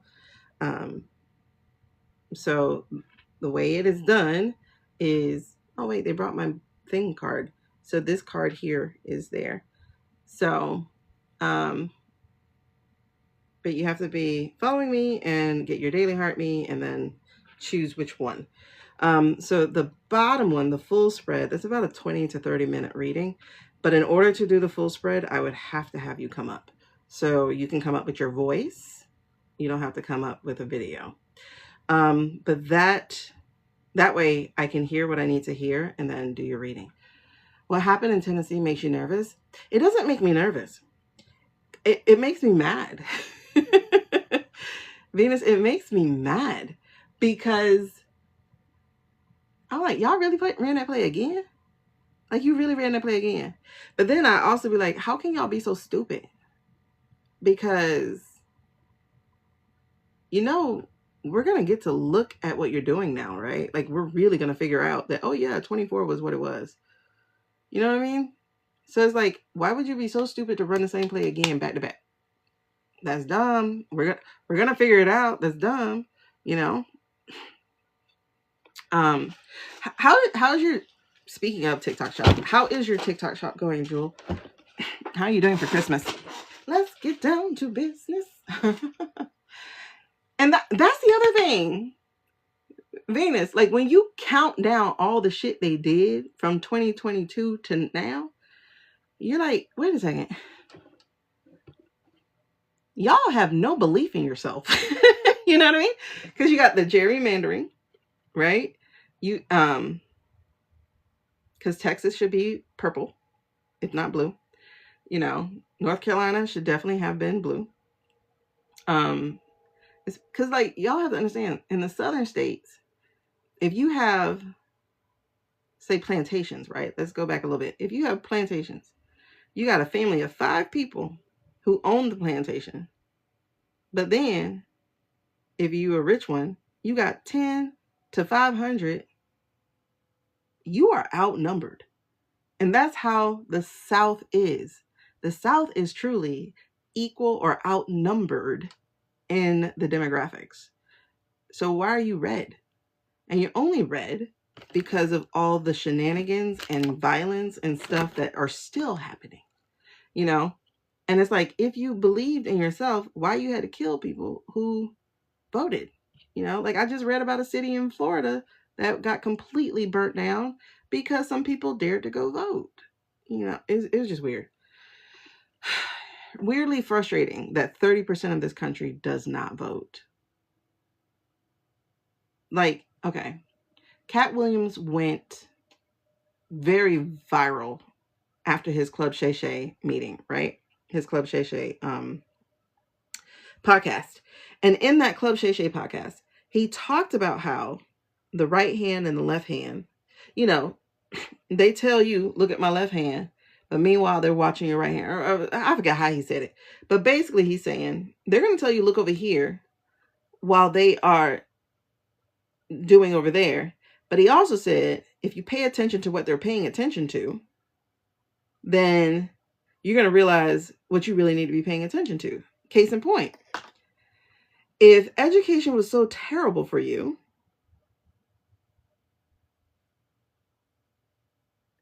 then how can it also be the thing that if people who are educated are weak and stupid and of the devil, then how come people who are educated or states that are educated or whatever are educated are higher than those who are quote unquote not educated? If education was not important, why are those people still sending their kids to school? If voting was not important, why are they challenging your ability to vote, gerrymandering you out of your ability to vote, purging you off the rolls to kill your ability to vote, increasing the level of difficulty in your ability to vote, changing your precinct without you knowing it, your ability, like if you go down the line, buying up machines, which is not misinformation because the Dominion machines were literally just purchased. That was in the news. TikTok robots. All these things they're doing to make voting hard. We'll put it that way. So if all they're doing is trying to make voting hard, then shouldn't you be voting? Shouldn't that be, oh, bitch, you trying to stop me? I'm coming. Shouldn't that be not, my little vote doesn't matter? Shouldn't that tell you, holy crap, my vote matters? Shouldn't that tell you the opposite? Oh yes, let's not forget the interference. You got a whole nother country or three interfering. You got bomb scares. You like, you know what I'm saying? Like, if they're telling you something doesn't matter, and then they prevent you from getting that thing matters. Period. Full stop. If they tell you, oh, education is stupid, you don't need your education, but they make it harder for you to get your education because they made sure to get rid of your grants. They made sure to, now they're telling you that your degrees won't be professional, blah, blah, blah, blah, blah. If they're telling you it's not worth anything, then why are they working so hard to make it not worth anything? Somebody help me figure this shit out. If they're telling you, for instance, that marriage is not important, because y'all have to understand, these are the messaging that they have been pumping into our communities through influencers and everything. And I'm not saying like, oh, marriage, everybody should be aspiring to marriage. That's not what I'm telling you. But I'm telling you, if they're putting out this message that women cannot women can't be trusted, all women are sluts, all women sleep and they cheat on their men, blah blah blah blah blah, then you got to know the opposite is true. And vice versa, right? Because the messaging there too is, oh, you should never expect a man to be faithful. Why the hell I can't expect him to be faithful?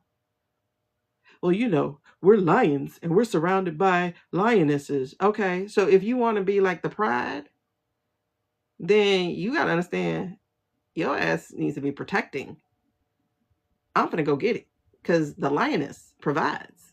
The men protect. Matter of fact, if you look at the animal kingdom, that is the truth everywhere. Women go get the food because she going to make sure her babies eat. And men take care of the house. And men take care of protection. The biggest animal in nearly every animal is a female. Why you got to be like, oh, I need the little cute adore. Like, no, baby. You looking for a child. That's what's happening. Like, you want a child. Like, you got to see that every message they pumping out, the opposite is true. It's just how it is. So is marriage not valuable? That's a lie. But you should not just be getting married just to get married. You got to take your time. Are children not important? They are important. Hello, we're human beings. We got to propagate. However, who you propagate with and when you propagate, it matters. You know, like it really matters. People say grandparents aren't important. That's not true. Grandparents are where the wisdom comes in. But that's only if your grandparent is wise. You know what I mean? Like, because we bought all the lies of this country, this world, this state, that, you know,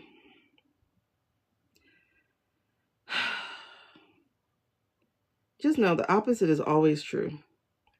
If there's always this message and this message, like for instance, they're now doing articles where they're calling people who keep their devices device hoarders.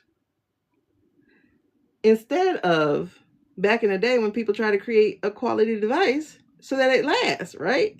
Now they're like, no, you are supposed to change your device every few years. Why the hell I got to if it works? Oh, that's what's keeping you from changing it? All right, we're going to break it. That's why they want you in a subscription model. That's why they want you to download and no. Please put me back in 1992, please. I want to own my CDs. But yeah, you can put me on 2002. Let me have my iPod. You know what I mean? My iPod. I miss my iPod. I had a 30 gig iPod. A 300. Well, I had a big old iPod. That's all I know. And somebody stole it. Do you know how many hours of LimeWire I had to sit through to create the perfect playlist? Oh my God. When I told you I hurt more about my iPod than I did about my wallet. Yeah. Anyway, the world is so upside down, like for real.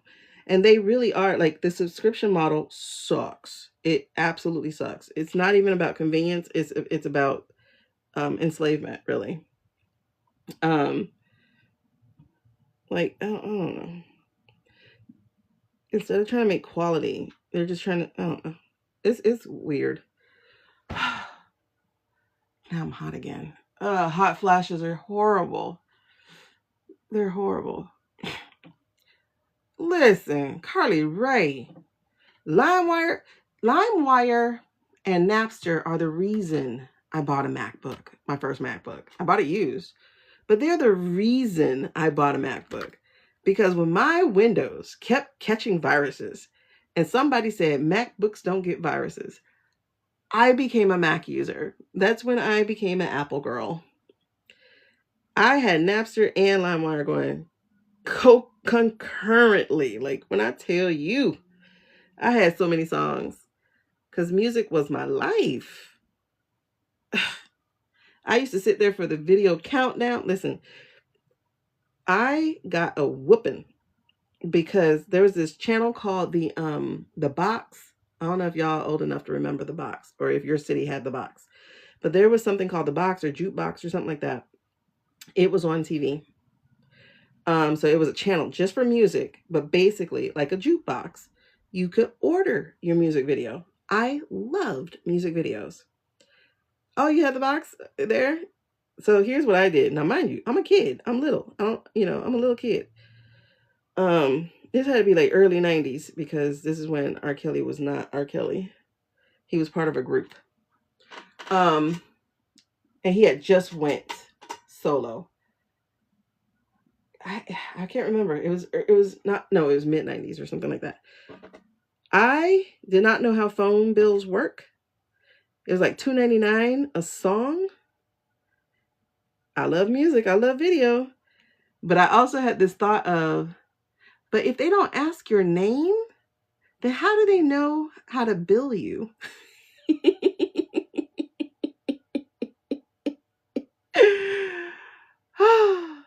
And then, and this was actually a dopamine hit or a neurodiverse trigger or something. But it's like, it's a jukebox. So, you have like all these people paying into the jukebox, basically.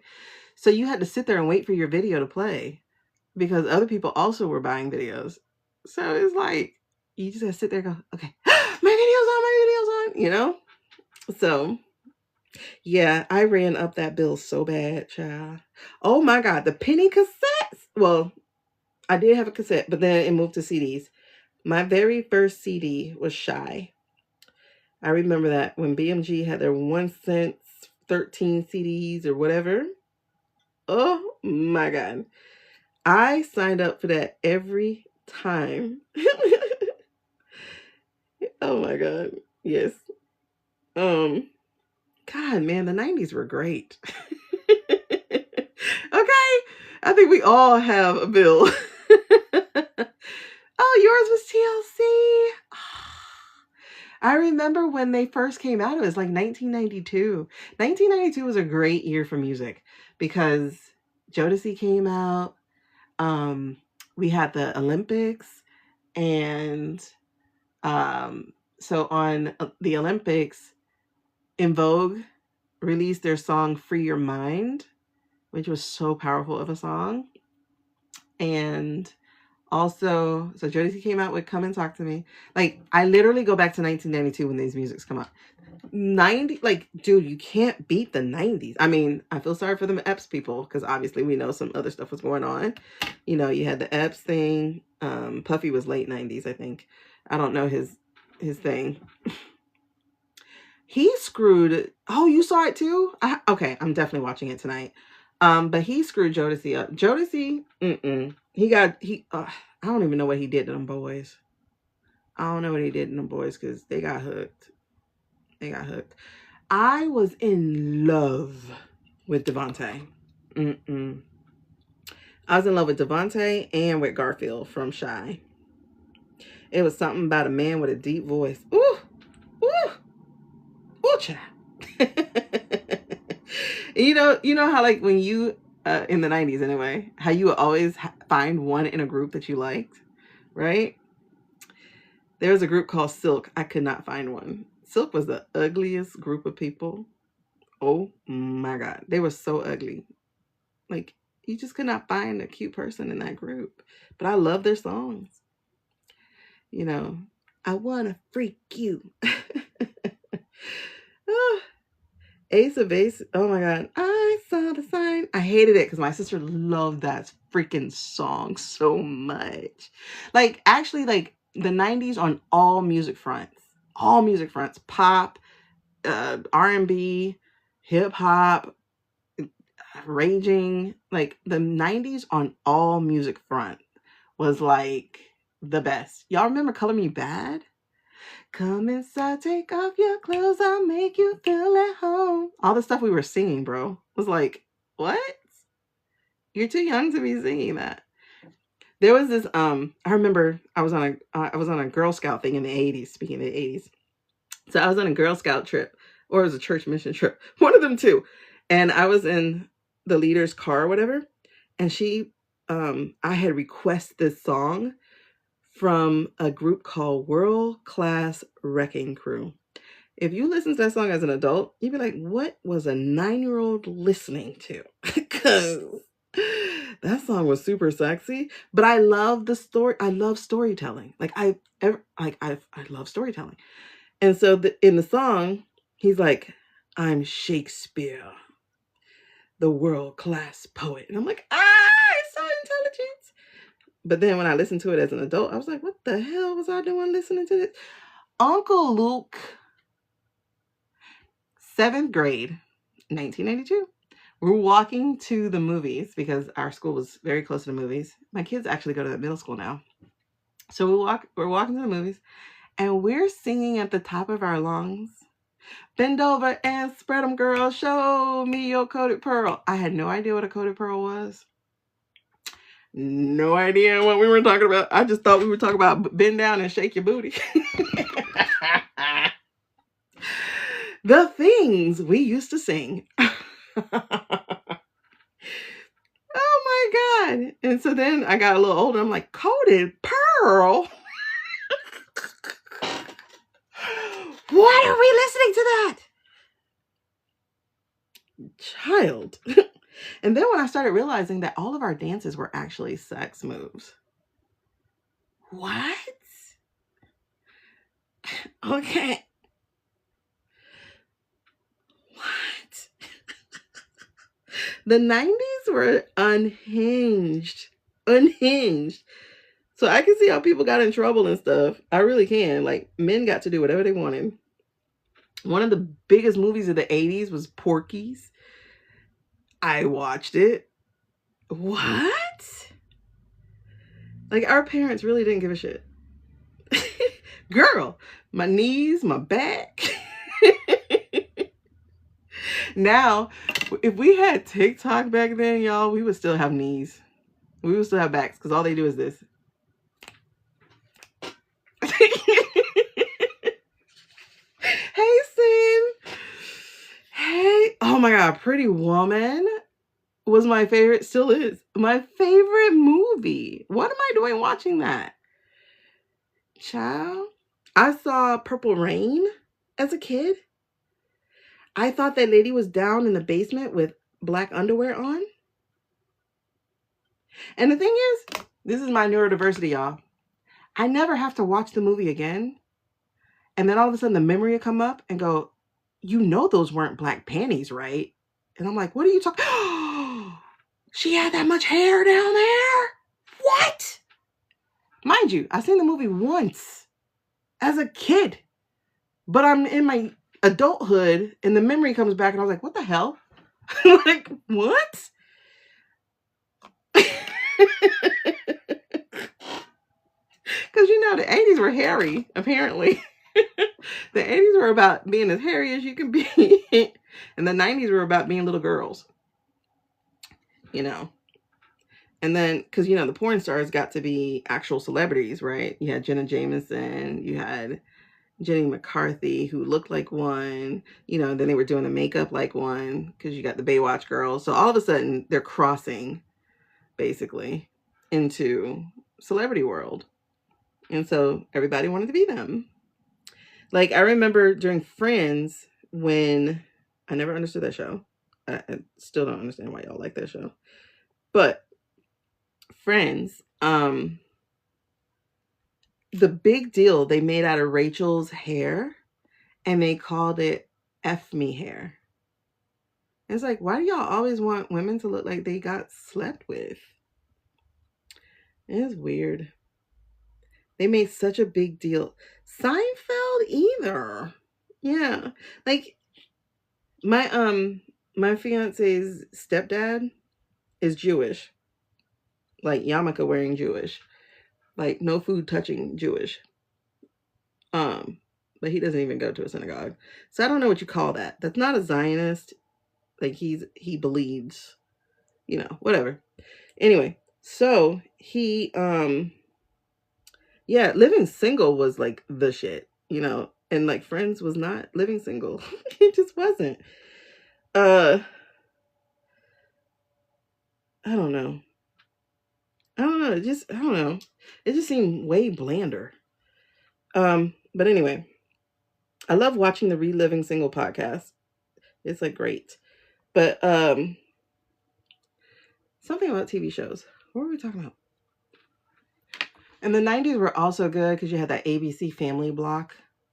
So you had Family Matters, Full House, Dinosaurs. What else was during that block? Because they had a 2-hour block from 8 to 10 because kids were supposed to be in bed by 10. And remember when they used to like not have all the adult shit on TV until 10 o'clock? Then all the adult shows came on.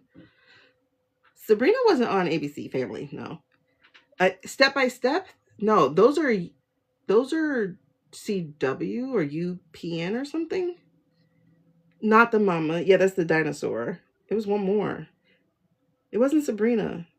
Unless you're talking about the other Sabrina. Wait, no, she's in that. The blonde lady. The 2 blonde ladies. They're her aunts or something, right? TGIF. I don't remember Sabrina being on TGIF. I just remember the cop show, so Full Family Matters. I remember DJ and basically Stamos, with his little cute self. And I just forgot the other one already. Because Steve Urkel, it was that. It was, I forgot. I don't remember Sabrina being on during that time. I thought she was a daytime thing. Unless she was Nickelodeon. No, I don't remember.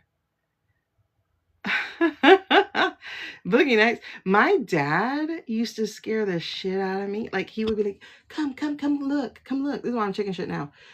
So I would be like in my single digits or whatever. And so I'm watching the show with him. And the next thing you know, Freddy Krueger has fingernails on the wall. And I don't know what I'm watching. And then he's like stabbing people or whatever. I'm like, are you kidding me? Y'all, the 80s were so bad. My elementary school teacher showed us Alligator. I don't know if you know the movie Alligator. But the story about Alligator is the alligator got flushed down the toilet because they could not have it. The baby alligator got flushed down the toilet in New York. New York is said to be toxic, Teenage Mutant Ninja Turtles. So New York is so toxic, like their sewage is so toxic that the alligator grew to like crocodile size, not crocodile size, like dinosaur size. And this alligator just started wandering through New York, I guess. I saw that in first grade. My first grade teacher put that on. Nobody would believe me, but that's where I literally saw the movie. And Silver Bullet, Firestarter, Jaws, they traumatized the shit out of me. I cannot be in deep water. I would immediately go, I'm in somebody's home. Jaws, girl.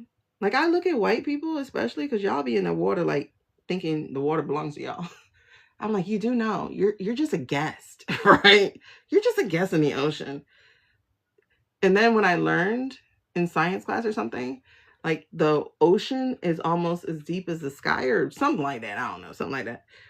I was like, this much down the, oh, hell no, hell no. Oh my gosh, Gremlins? Yes, my kids, we are going to watch Gremlin. Yes. Listen, I tried to watch Teen Wolf with them, the original, Michael J. Fox. I could not. I had to cut it off because it's not age appropriate. Meanwhile, it's a movie from the 80s. I saw it. They're over there talking about drugs and sex, and I'm just like, oh, y'all, we can't watch this yet. You gotta, you gotta get older. What? Yeah. I used to watch Benny Hill. I would stay up to watch Benny Hill, watching this man chase these women around in bikinis.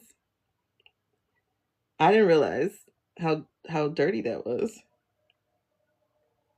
Like, it was crazy. Our childhood was so crazy. And I think that's why a lot of us are helicopters. Like, you can't watch this. Like, even though I love the song Back That Ass Up, if that song, if I even heard dun dun come on, I would turn it off. Because my kids were in the car. I'm like, nope, you can't listen to it. I'm like, meanwhile, I'm singing, if you want to make love to me, then you got to do it good. I'm 8. I'm 9. Or, push it. I thought I was cussing. I didn't know what they were talking about. Push it good. What are you talking about? I, as a kid, just like saying, push it. Like, that was our childhood. You did not have to go, you can't be outside by yourself. Nope. You better stay outside until the streetlights come on. What?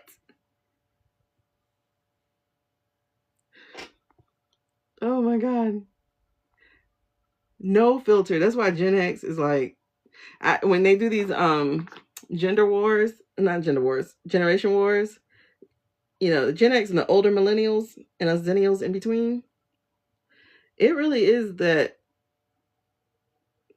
I don't know. Like, wow. That's why I don't understand why a lot of us fell for Trump. because we knew he wasn't shit. New York used to tell us that.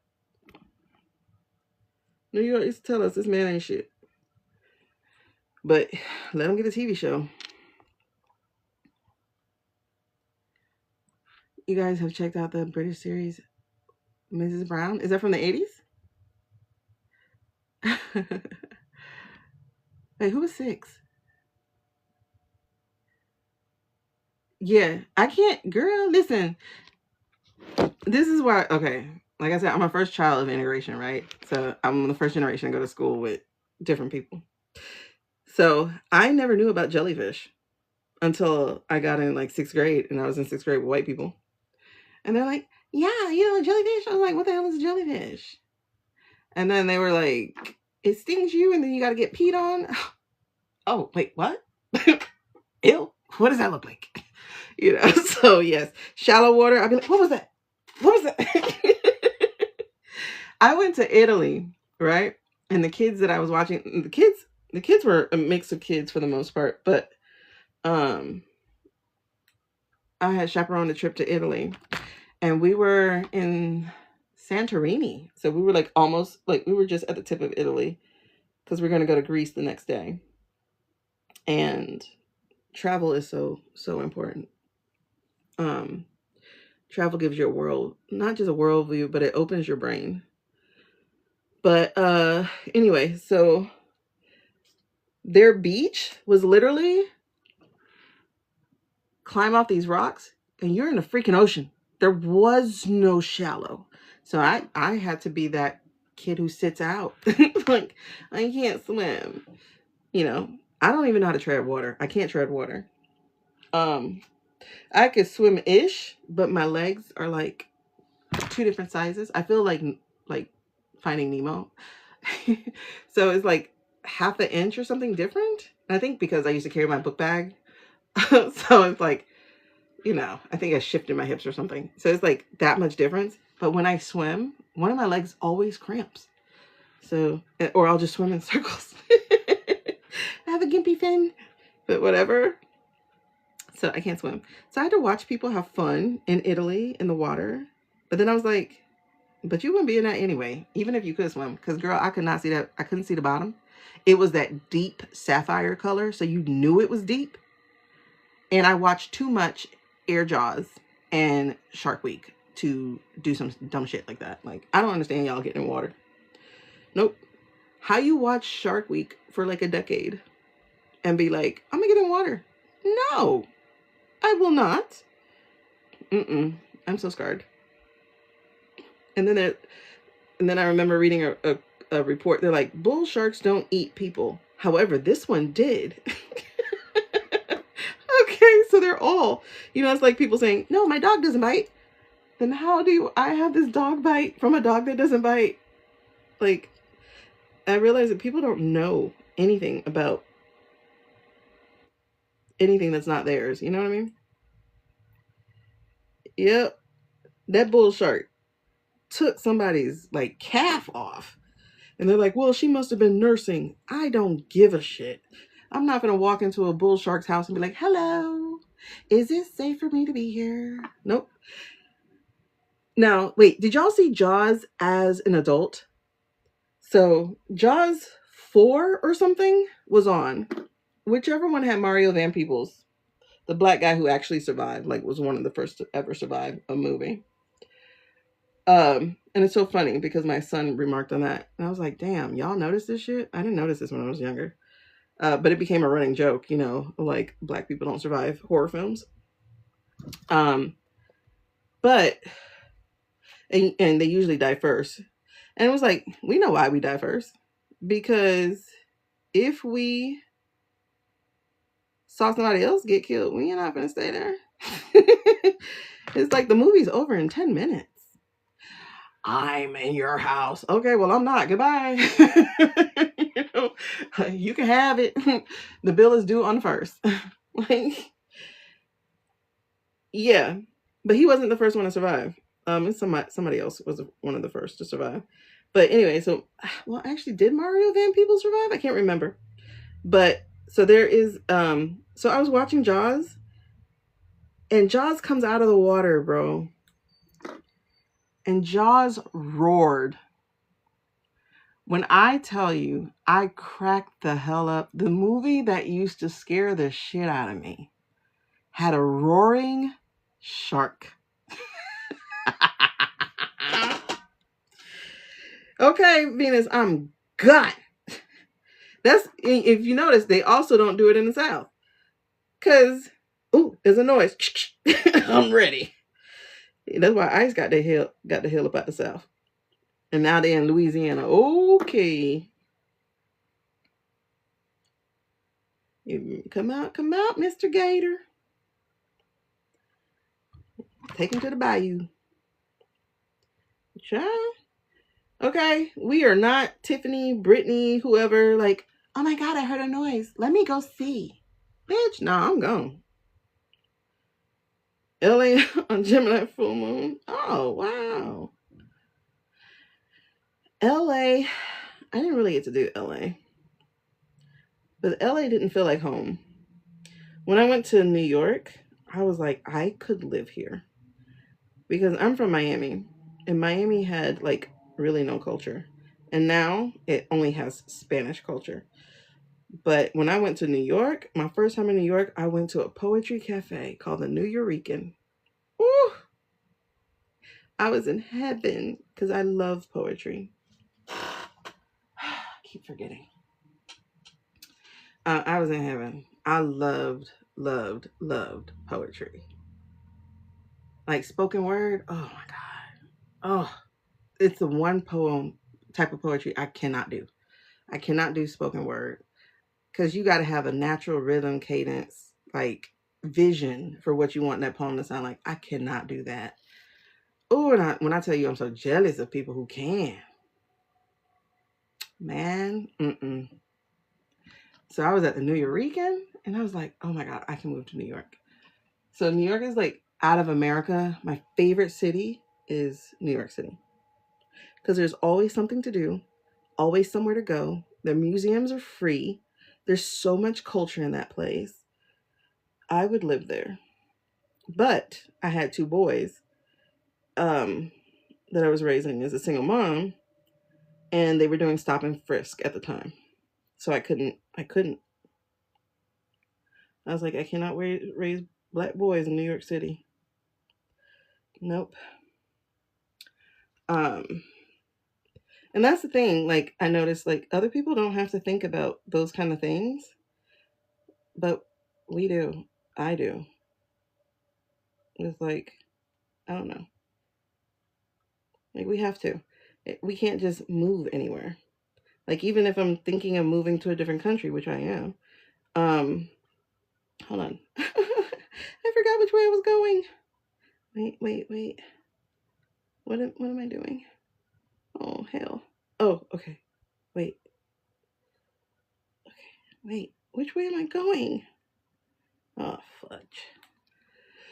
I forgot.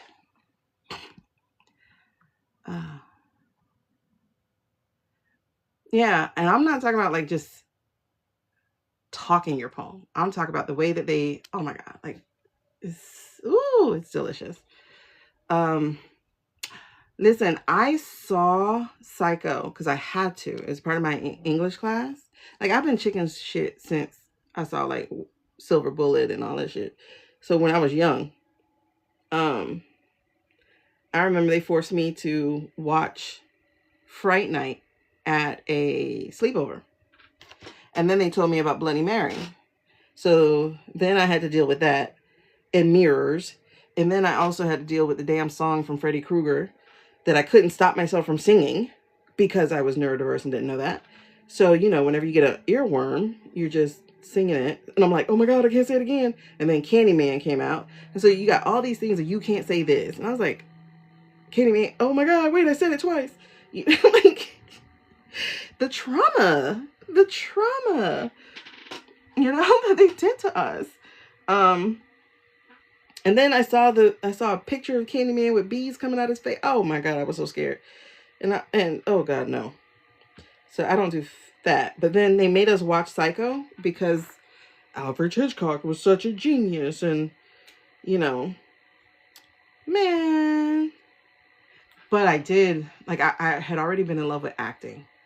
The guy who played Norman Bates, at the end, when he shifts into his mother, oh,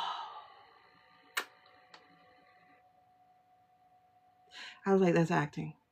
And you know who did it afterwards? Heroes. You know the girl, the white lady who was married to the black guy, and the kid who had the money powers, like he could get money out of the ATM or something. She did something like that. She did the same move where she was two different people. And when she shifted into the other person, I was like, oh my God, girl, you so good. Like, I love actors who are so good that I forget their name. Oh my gosh. She was so good. You have enough spirits from another room. Okay, but Suze, let's not even get into that part, girl. Cause like, I think that's why I'm real chicken shit though, is because I have real life, spiritual life, and then movie life at the same time. So, and like, I blocked a lot of shit, apparently, because there's a lot I don't remember, but I've been having dreams since forever. But when I was younger, and this is the thing, like, I know I wasn't imagining it because it always came out. When I was younger, okay, so we had this hallway, my parents' bedroom on that side, my bedroom on this side, my brother's bedroom on that side. So it was the kid's bedroom on this side, the master on that side. And then this hallway. And the bathroom would be at the end of the hallway. But it was like, it's like as soon as I left my room, I'm going to the bathroom. Like it's like right there, right? So I would leave my room because I wake up because I got to use the bathroom. I would leave my room. I would go to the door and I would look down the hall and there would be a Doberman Pinscher staring at me. And it happened more than once. So I know I wasn't like seeing things in the dark. I literally would see a Doberman Pinscher with a spiky collar. And it was like, get your ass back in that room. So I just want to go to the bathroom. And it was like, I don't know if it was protecting me or what it was doing. But yeah, I would just have to wait until the morning. The Doberman Pinscher would be looking at me. Yep. Oh my God. And okay, so I had Cabbage Patch dolls, right? I loved Cabbage Patch dolls. I love the smell of them. I had this little newborn one. Oh my God, he smells so delicious, right? So I just knew I was going to have a whole bunch of kids because I had 13 Cabbage Patch dolls. I was like, that's how many kids I want. I want a lot of kids. Girl, one day. Ooh, don't even tell me about Cujo. I remember seeing the commercial. Cujo and Chucky and, ooh, child, no. And Chucky came out at the same time as My Buddy. Talk about some bad marketing, y'all. But anyway, so my dolls were all in the room. I think I was leaving from dinner or something. I don't know.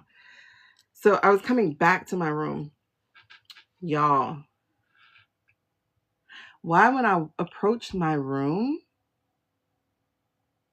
and, you know, the light shone into my room and I had all my little dolls, you know, as they were, why that baby head turned? I was scared as shit. That doll's head turned. What? When I tell you, I threw all them shits out. I loved Cabbage Patch dolls. I threw all of them out. I told my mama, nope, you can take them. I don't want them. Threw them all out. All out. It was so crazy. Like, oh my God. Exactly, Suze. And I know I wasn't asleep or anything. I threw all, and I love them dolls so much. Threw them all out. Like, why the hell did your head move? Why the hell did your head move? Girl, no. But I've been seeing spirits and lights and shadows and stuff since I was a child. But I also like knew that I was God's child. And not because of church. But it was like, I got a feeling he used to talk to me. Because I just knew. And then one time I must have been like visiting something because I heard somebody describe it in their NDE. But one time I had this dream in the house, and I don't remember how old I was. And I walked to the French double doors that we had in the dream. And then the moon was this bright red, or I don't even know it was moon. It could have been Mercury. Was this bright red with, you know, some of the darkness and stuff. And then it came forward and broke open the French double doors. And all of a sudden I couldn't breathe. And then I could. And I was like going through space. It was just so weird. So weird. But I guess it must have been astral planing. Wait, what doll? Hold on. And then they had the nerve to come out with My Buddy at the same time as Chucky. I was like, what? And then he's like, my buddy, wherever you go, wherever I go, he's gonna go. Or something like that. Oh my God. Teddy Ruxpin. Oh, Teddy Ruxpin. All these talking dolls with these moving heads. Like, what? And then they had the nerve to come out with Furbies. Oh my God. Oh yeah, no. Teddy Ruxpin was scary as shit. You see shadows in the room all the time? Yeah, now I don't see the bad ones anymore. Like I used to. But like I said, I understood that they had some kind of, it's weird to say it because it's like, I'm not that important. You know, I'm not that important. But I am. I don't know. But I used to have this knowing that there was a battle for me, a good and evil battle for me. I think I told you guys about this, but one time, like when I was like 20, 21, I was playing The Sims, you know, living somebody else's life without living mine. So I was playing The Sims on my computer. And then, like, I used to, oh, sorry, I hurt myself. I used to get, okay, the bad shadows. And it's so freaking weird because they would always be like just peeking, right? So the bad shadows, the air would start crackling, like electricity was flowing through the air. Like the air would crackle, the hair would stand up. It was different than Goosebumps. It was just like awareness. So like I said, the air would be crackling, my hair would stand up. It was like, I guess fear, you know, like fear would kick in or something. And it's like, I'm scared of shit right now. Like, you know, and it would be, ooh, so terrible. But one time that happened, so I'm playing The Sims and I get the crackling, and I turn and I see the shadow like peeking into the room. And then as I'm about to like go into freeze mode, because like now I'm really seeing you, I feel something brush up against my legs. And my knowing, I just knew instantly that there was an angel circling me. And it was their wing that they allowed to brush my leg so that I know I wasn't alone. Oh my God. Oh my God. I was like, why are they fighting over me? You know, but I know it's protected. But it was crazy. In that house, my air used to go all the way down the thermostat, just randomly. Not frequently enough for me to go, oh, it's a vibration problem or anything like that. Nope. It would just go all the way down. And then they came out with the movie Sixth Sense. I was like, oh, that's what's happening. Like, it was crazy. It was crazy. So I used to get visits from souls and spirits and everything. And now I'd be like, listen, don't come over here. Don't come over here. I'm too scared. I'm still chicken shit. Maybe if they didn't show me all these scary movies when I was like 6 years old, I would be more like, oh, hi, how can I help you, Dawn? You know, not Dawn. I don't mean to say Dawn. I just saw your name before I looked. But like, how can I help you? You know, but now I'm like, I don't see that. So, oh my God.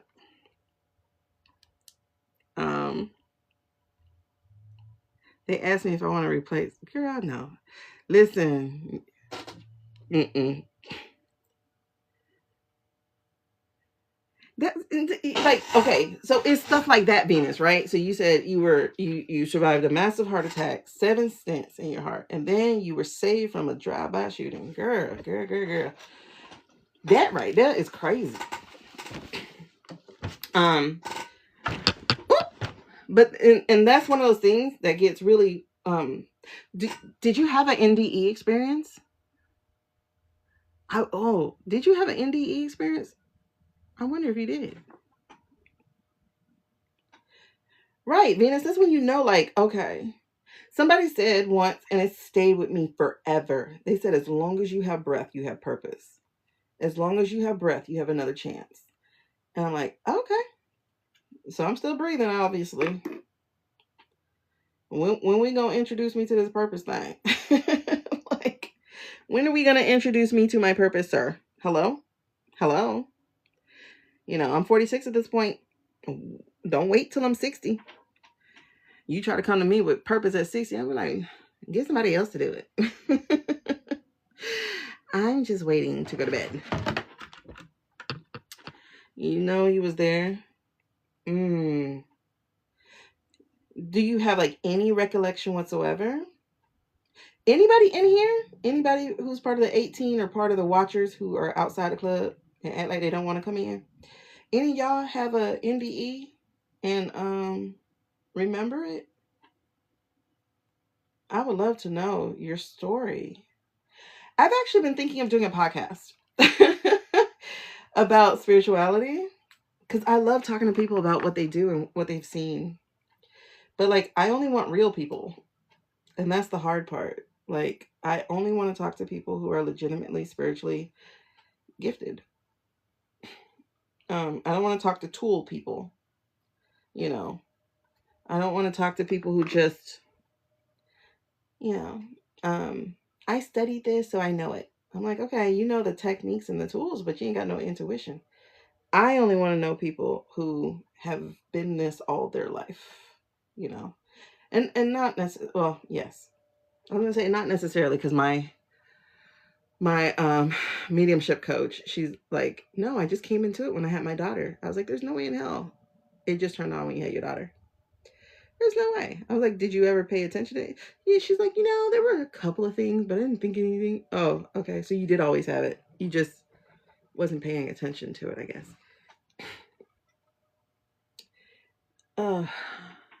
I would love to talk back to people. Like, I don't want to have a podcast just by myself. I love to interview people. Like, I've always wanted to be Oprah. But now I want to be spiritual Oprah. You just know you were there, but not there. Oh, man. I would love to know what you saw. Because when I did the self-checkout when I was 16, I just woke up the next day and I was fine. I took a whole bunch of pills and it should have at least made me sick. Or it should have did what I wanted it to do. And I just woke up and I was absolutely fine. And like I said, I had, because like Lisa, you know, Lisa was talking about like using AI and telling it not to use the internet or whatever, blah, blah, blah. And, girl, listen, my guardian angel better get the best retirement package ever. Talk about a push gift. I'm going to give him a purpose gift because obviously you kept my ass alive a lot. I'm not a cat. I don't know. I'm past 9 lives at this point. But anyway, I don't know what I was saying. My medicine is wearing off because I'm tired of doing hair. Where? Oh yeah. So I just woke up. That's all I know. I just woke up. I don't know what happened. And so, oh yeah. So I followed Lisa's advice about like no internet, just use spirit guides and whatever. Not that I like totally believe that 100% because I don't. However, I do believe sometimes that it's guided. Okay, I guess I do believe it. But anyway, so I asked, I was like, how come when I did what I did, I don't have any memory of it? What happened to me? And what ChatGPT told me, and what I got also out of meditation, was that because after I came out of it, I asked, I went into my own reading and was like, is that what happened? And I got that I got put under by my spiritual team, and they cleaned me out because I should have died. I should have died. And I did not. And not only did I not die, I had nothing wrong with me. Girl, what in the world? You better get your guardian angel a purpose gift too when you get up there. Like, listen, I owe you everything, child. Your turn. God damn it, I knew I messed up. Man.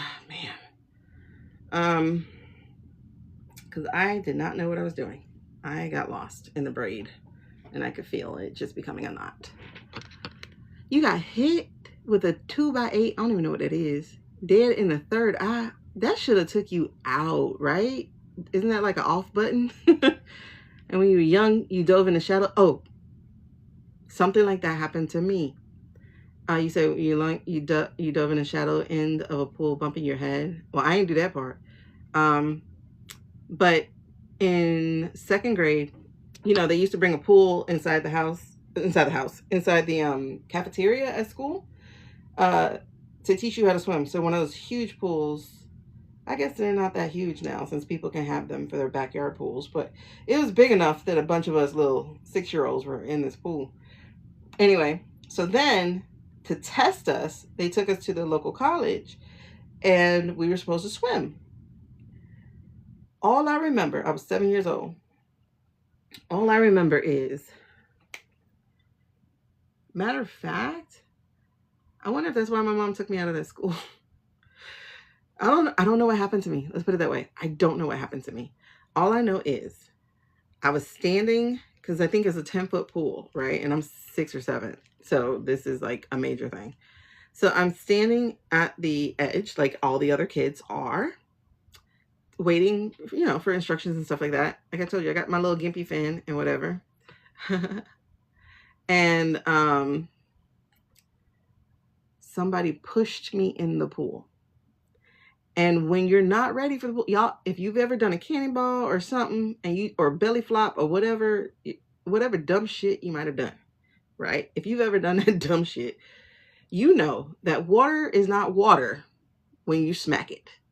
So all I remember about that day, that moment, when I was that little, is I felt like they pushed me into the sidewalk, because I felt the burn of hitting hard wall with the water. I don't remember anything else. I do not remember. I know I can't swim, so something had to happen to me. They had to fish me out, something. I don't know if I took on water. I have no idea what happened to me. I totally blacked out. Oh my God. You were in a pool as a young kid and your leg got caught on your uncle's leg? What do you mean? How did that yank you under? Hey, chosen one. How did that yank you under? See, I'm the person who learns from other people's mistakes. I don't need to create my own. Not that kind. So like when we were younger, there were a pair of twins, Telly and Shelly. And they jumped into the canal because kids used to go swimming in the canal. Shelly got tangled. Shelly died. So when people be like, you want to jump in the canal? Hell no. Hell no, bruh. Not for no vine to catch my foot. No, we good. I don't need to learn. I just need to hear a story and I'm good. You tell me not to touch a hot stove, I'm not finna touch it. You tell me there's a war on drugs and you crack an egg and that's what my brain look like, I don't need to do it.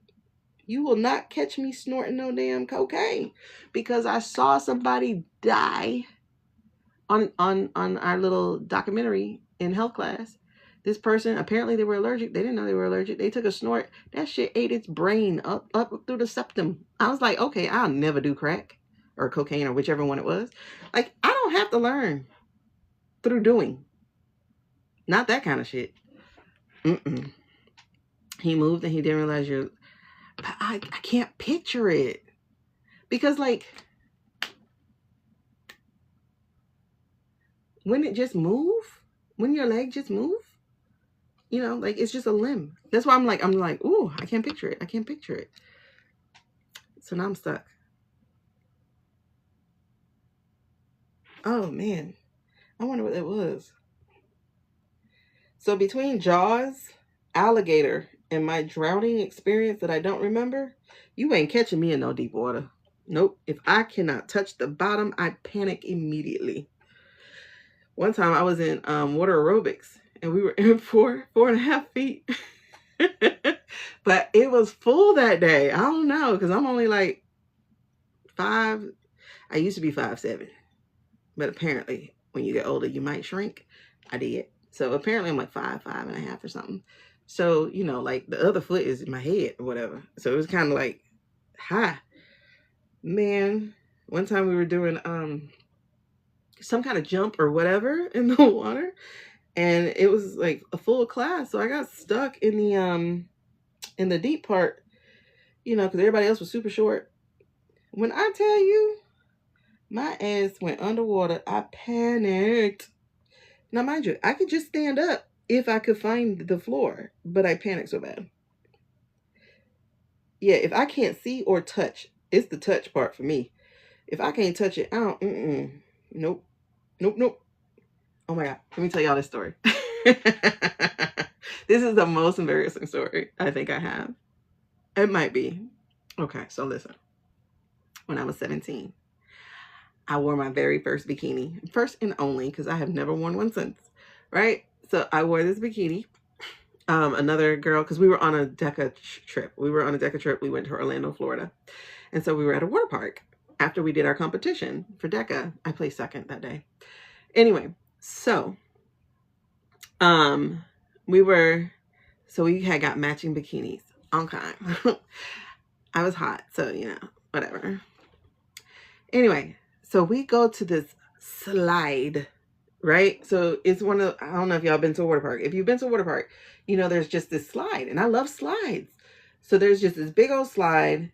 It touches Mount Vernon, Mount Olympus. Where is Mount Vernon? It touches Mount Olympus. Basically, it's high. Okay, it's just high. It's so high, right? And then, so you go up there, and then you slide down. Okay, cool, bet, got it. Now, mind you, I'm a little afraid of heights, just a little bit, but not a lot. It's just that when I look down, I get the wobbly legs. I go, ooh, you know, like that. Anyway, so I'm climbing up these stairs, and I'm climbing, and I'm climbing, and I'm climbing. Like, when I say it was so high, like, literally birds were flying by. Like, I was climbing. We get to the top. This man gives instructions. I'm nervous because I already looked down. So the wobbly legs are on full effect at this moment. And the only way you can get down is to literally slide down. It was a whole setup. So my friends are going, this man is giving instructions, and all I hear is wah, wah, wah, wah, wah, wah. I don't know what he said. So I'm looking at him, and he has like this, and he's like, you know, I guess you got to, you know, cross yourself. Okay, cool. And then I heard something about, for a few seconds, you're not going to feel anything under you. And push. I'm pushed. That few seconds is because it don't just go down. It has this slight hump first and then go down. So that first second is literally, you're like in air. I panicked immediately because I didn't feel shit. So I flailed. My arm went left, right. My legs came apart. And then next thing you know, my back slammed onto the slide. Thank God, actually, because I found out I could have died because I could have like missed it. But anyway, I slammed against the slide and I'm shooting down the slide. Here's why you're supposed to cross your legs, people. If you ever go to a water park and you ever get on a slide, you are to cross your legs, because if you do not, water is going to shoot up your rectum painfully. So painfully that by the time I got to the end of the slide, I thought I was bleeding because I was like, I'm in so much pain. So I opened my eyes, because yes, I did close them. I opened my eyes. Now, mind you, this is the late 90s. So we didn't have these little cute little video cameras. There's this big ass camcorder in my face because this German tourist, because they were speaking German, was pointing at me and they were recording me. And I looked down and girls came out the bikini. And so somewhere I got like this sex tape or something in Germany. And then I was asking my friend, I'm like, am I bleeding? Am I bleeding? And she's like, girl, you are good. But yeah, that's why you cross your legs, by the way. That's why you cross your legs. And that's why you be right with God. So that when you do something stupid, you will make it at the end. You know what I mean? So yeah, I never did that again. Okay, I lied. I just did a water park in October. But it was a baby slide. And it happened to me again. I'm chicken shit. I told you that. But anyway. So, I really want to know. Anybody in here have an NDE? Like, listen, when I was going through my dark period, I watched so many NDEs. So many NDEs. And it was like, it reminded me that I chose to be here so I can make it through. The inner tubes are cool. I like the inner tubes, but don't be the one who leans over and scrapes the side with your elbow and gets a rash, a burn rash. Don't ask me how I know. Listen, I don't do thrill. My best thrill is playing bingo on my phone. I'll be like, come on, call my number, call my number. So I already know who I'm going to be when I'm older. I'm going to be playing bingo. I'm going to have 6 cards in front of me because I'm wild. Oh, you woke up in the ER? What, Carly? What? What? You don't remember anything either? Oh, wow. Listen, I want to know. I really want to know what I saw.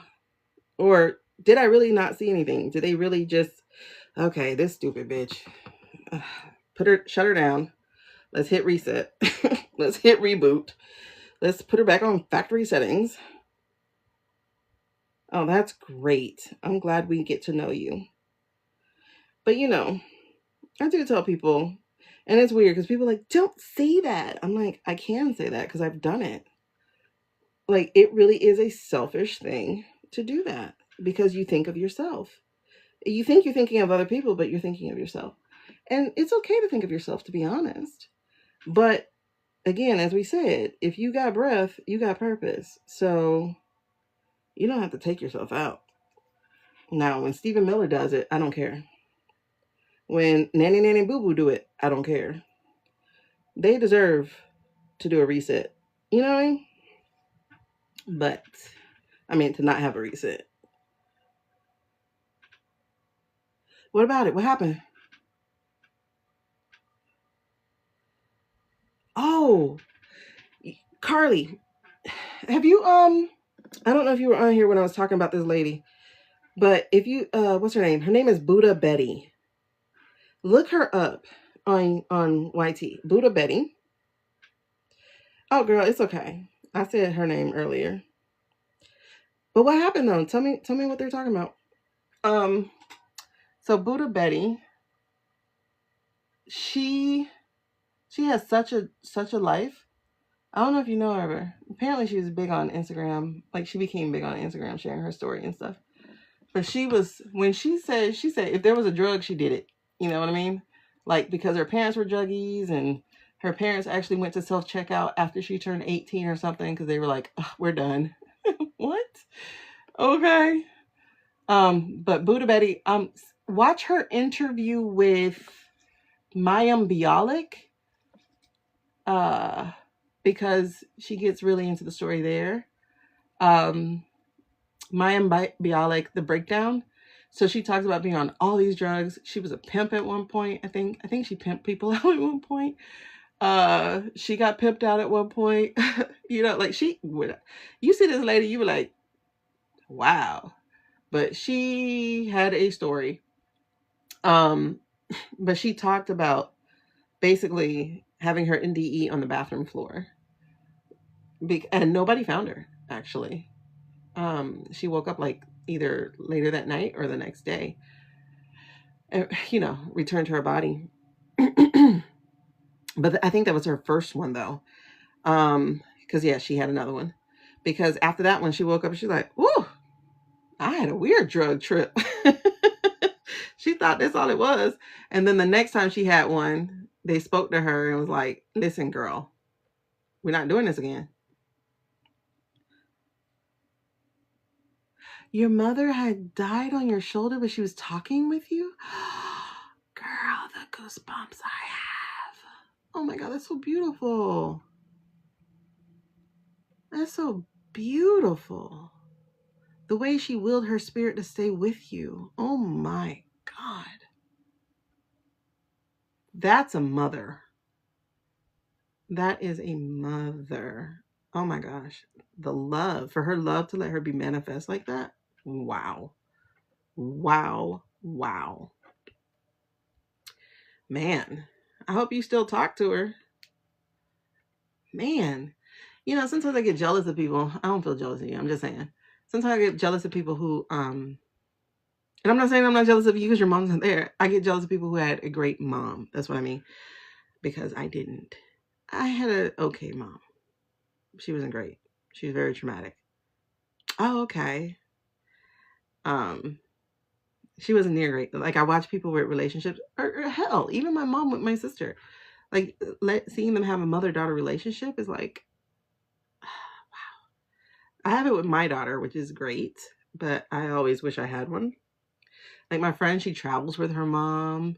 She and her mom are starting to look alike, basically, like, for real. Like, she, now that she's older.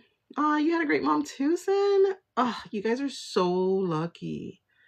Like, I think that's like the best gift to have as a soul, is to have someone who loves you from the first moment, because that helps you be a better person. Like, it really is.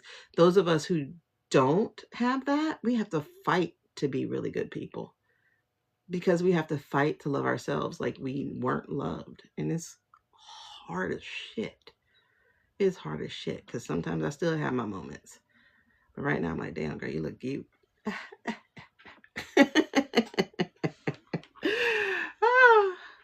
Even though I look like my sperm donor. Yeah, and that's the thing. A lot of them are damaged from their own, things. Like, my mom's neurodiverse. You can't tell her that. But I'm like, I'm on Adderall. Your daughter is on Adderall. My daughter is on Adderall. My sons are on Adderall. I think you're a common denominator, Mom. And she's like, I rebuke that in the name of the... I'm like, wait, you can't rebuke... You can't rebuke ADHD, mommy. You can't rebuke that, honey. What you need to rebuke is your fear of it, because your life will be so much better once you realize it's your brain, not your defect. There we go. It's just your brain. It's not a defect, because my mom, she has a gambling addiction. And it's like, because you're chasing dopamine. If you realized that you were ADHD, you would be able to give yourself grace and handle that, because now you know where it's coming from, and you could fill your life with more dopamine pleasing, light up serotonin type of things, because now you would know, you know what I mean? Like, listen, I used to beat myself up so freaking bad because I had potential. I heard it over and over and over and over and over and over and over and over and over and over my entire life, you know, because I had a genius IQ. I placed first in the state in testing. I was everybody's dream. Like, I was their hope. You know, they just knew I was going to be a doctor or a lawyer, like that. Instead, I became a teacher because I didn't know what to do. Man, actually, instead, I became a teacher because I became a mother first. So I felt like it took my dream away from me. But anyway, like I had people trying to give me scholarships when I was in 11th grade because I took 10th grade because I took the PSAT. So like I had a half scholarship to University of Michigan, and I think a full scholarship to Howard University, or vice versa, based off of my 10th grade PSAT scores. Okay. So like I was a smart kid that was going to go places and do things. But I was twice exceptional and nobody knew it. They just thought I was not living up to my potential. Well, guess what else? I'm ADHD. I could have used a little bit of help. You know. So I was never an A student. I was a B student, and that was good enough for me. Yeah, but then like, and this is a thing, and I've seen other people do it too, especially my clients. When I do readings with people, I am trying to help them reframe the way that they see themselves. Like, that's literally most of my work, right? I've been coaching for like the last 10 years. So everything that I do, I had noticed a pattern. And the pattern was always, I have to show you to you. I have to show you to you. Oh my God, girl, you almost gave me hives saying that. You just weren't focused enough, bitch. But at the same time, I was telling myself that too, right? So that's what I was saying, is like what I've noticed with all my clients, and I've had like hundreds of clients so far. Some paid, some I have no boundaries, so I gave it away. But over 100 clients, hundreds of clients. And every single one of them, I had to reframe the way they saw themselves. And almost every single one of them, I could see this neurospiciness in them, but you can't diagnose people. So it's always a reframe. And so that whole thing about like, so my point is, other people's criticisms, and honestly, if you have a mom who's undiagnosed and you are finally diagnosed or you're undiagnosed, chances are a lot of times she was harsher with you because she saw you being like her. And so basically it was like trying to save you from being like her. Like, I can give that grace now because I understand that. It's still made for a bad childhood, but I can give that grace now, right? But here's the thing. When you have all that shit in your ear, right? And then you have proof of it, you know, like, I'm always looking through my book bag. Oh, I know I did my homework, and I knew I didn't do my homework, you know, but I had to tell that lie. It's in here somewhere, you know. It's like, just give me a test. I'll pass it, okay? That way I'll keep my grade up, because homework will tank me. I don't do homework. I get home and I read an entire romance novel. Every night I read a romance novel. Every single night. I checked out 20 books from the library every 2 weeks. So I didn't do homework. I read romance or watch TV or watch music videos. I was a terrible student, but I was a good student because I didn't need to study. That's the problem with being smart. So my point is, all that stuff that people told you, and then the proof you've accumulated, and then the way you've broken your own trust. Like, I used to start every school year with, I'm gonna get an A the first 9 weeks, and then the first 9 weeks I get the B, and I'm like, well, fuck it, I can't get straight A's for the year, so yeah. See, oh, it's not just me. Like, I never had to study for shit. I went into my SAT, I ain't studied nothing, I ain't practiced nothing. Like, SAT, ACT, aced them, got scholarships. Like, I never had to study for anything. The only test I ever failed was a pregnancy test. It depends on how you look at it, right? Okay. So, like, I would be the person like, where's my score? Like, as soon as I take it, because I was such a geek that way. But I was a terrible student. And then, just like spirituality, intelligence came so easy to me. So I never felt like I was smart. I just thought everybody else was dumb. But I never thought I was like a genius, even though the score was a genius. I just thought everybody else was dumb. I kind of still do, though. You know, it sucks, Amy, when you're an intellectual. You do see everybody else is stupid. You're like, you voted for him how many times? Dumbass. Wait, you didn't vote at all? Dumbass. You know, like, wait, you think she wants Palestine to be destroyed? Dumbass. You know, like, oh my God. Stupidity is so freaking annoying. But anyway, off of that. But the whole point of it is that other people's criticisms become your own. Like, you start to I failed logic class after coaching somebody in it. Like, you know, I would work with them so that they understood it. They got a B. I got a D. I was like, how the what? I never checked my answers. Oh my God. See, like ADHD and whatever is so different, but that doesn't mean you weren't intelligent. You know what I mean? Whereas school was my refuge. It got me out of my house because I had a mom who hated me.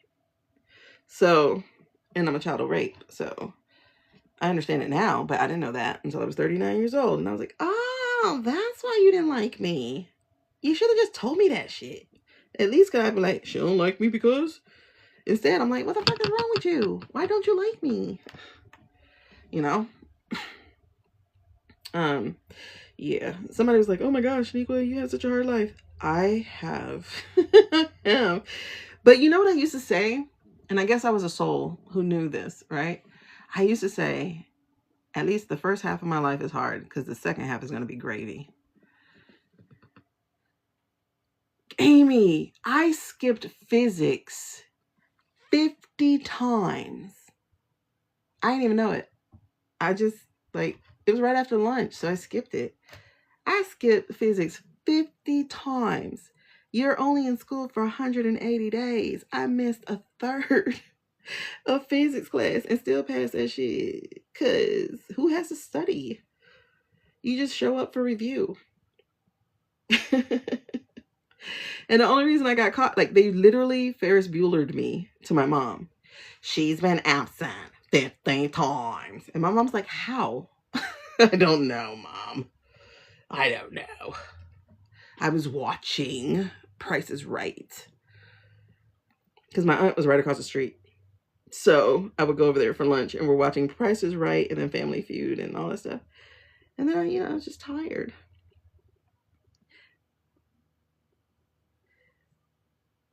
Yes, Venus. I had that too. That people used to come to you for like relationship advice. I had that all the time. Relationship advice, just life advice.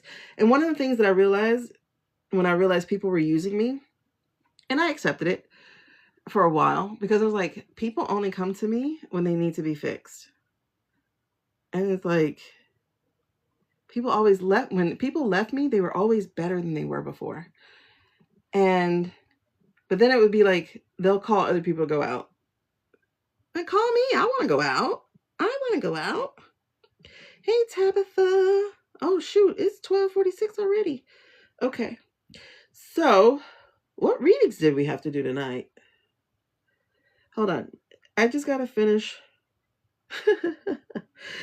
Oh, what am I doing? Why did I start? Why did I take those down to start over? I'm so annoying. I'm so annoying. Girl, yeah. It's sad. Well, okay. I was a love 'em and leave 'em type. So I never stayed with anybody longer than a day. They would be like, will you be my girlfriend? And then I didn't know how to say no. So I would say yes. And then I would get home and then not answer the phone. So, or, you know, it'd be some shit that annoys me. Like there was this guy, he had too many eyelashes and it looked like eyeliner. And I was like, ugh, that's very effeminate. Like I definitely would not have dated JD Vance. You know what I mean? Because like, ew, why do you have an eyeliner? And then there was another guy. Like, no. So I never had a real boyfriend until I was 31. Like one that I was like, and it was still the same situation. He was like, will you be my girlfriend? And I was like, oh, hell, he asked me. If I say no, it's going to break his heart. That's how it happened. I just wanted a friend thing. I was not trying to be in a relationship. Girl, yes. And I don't know if it's true because, you know, I also grew up during the David Lee Roth days, you know, like I used to love me some David Lee Roth. What? I love me some David Lee Roth. But when he had the little booty out, I think he did on the MTV, right? He had like the booty cutout shorts or pants or tights or something. I was like, okay, now David, you going a little far. Him and Cher and Prince, like all the little booty out. Like, why? But, you know, and it's funny because we didn't call anybody cross-dressers. We didn't call them trans nothing. We weren't like, oh my God, they're horrible. So it's like, you know, I don't know. The 80s and 90s were just different. They were just different. But that said, people could not own their sexuality. Unless it was a costume, I guess. I remember my friend was like, yes, I'm gay. I was like, I knew that. I know. But did it make you feel better to tell me? Because I already know that. But then again, I just have very good gaydar.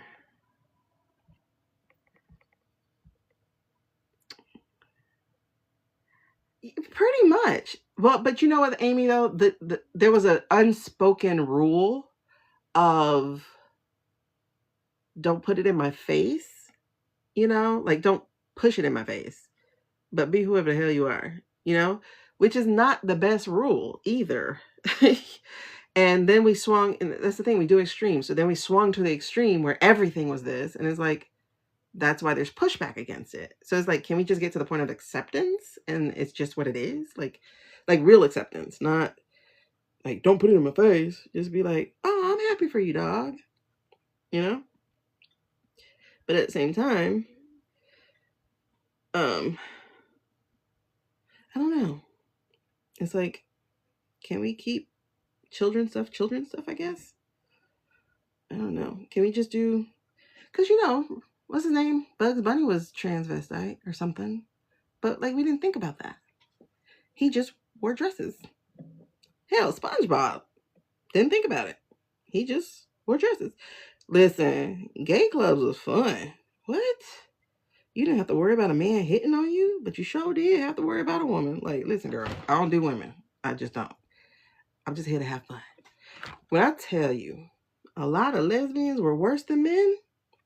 I have a friend, her daughter, it was my aunt's niece, ex-niece. And so that little girl, when I tell you she used to be a dog, bad. The girl would be like, I got a boyfriend. Okay, but your boyfriend can't do for you what I can. I'm like, wait, what? Get off that girl. You know, she'll make her way there if that's what she wants. Like, let her be in a relationship. And that's the thing. Like, men will be like, oh, women cheat. Okay, but you would hear a woman say, I'm in a relationship, and you're like, but you can still have friends. Okay. Do women cheat, or are you the problem? But yes, girl, there are some lesbian girls who are, woo, they are bad. Worse than men. Because at least a man knows, like, he has some training. Like, step back.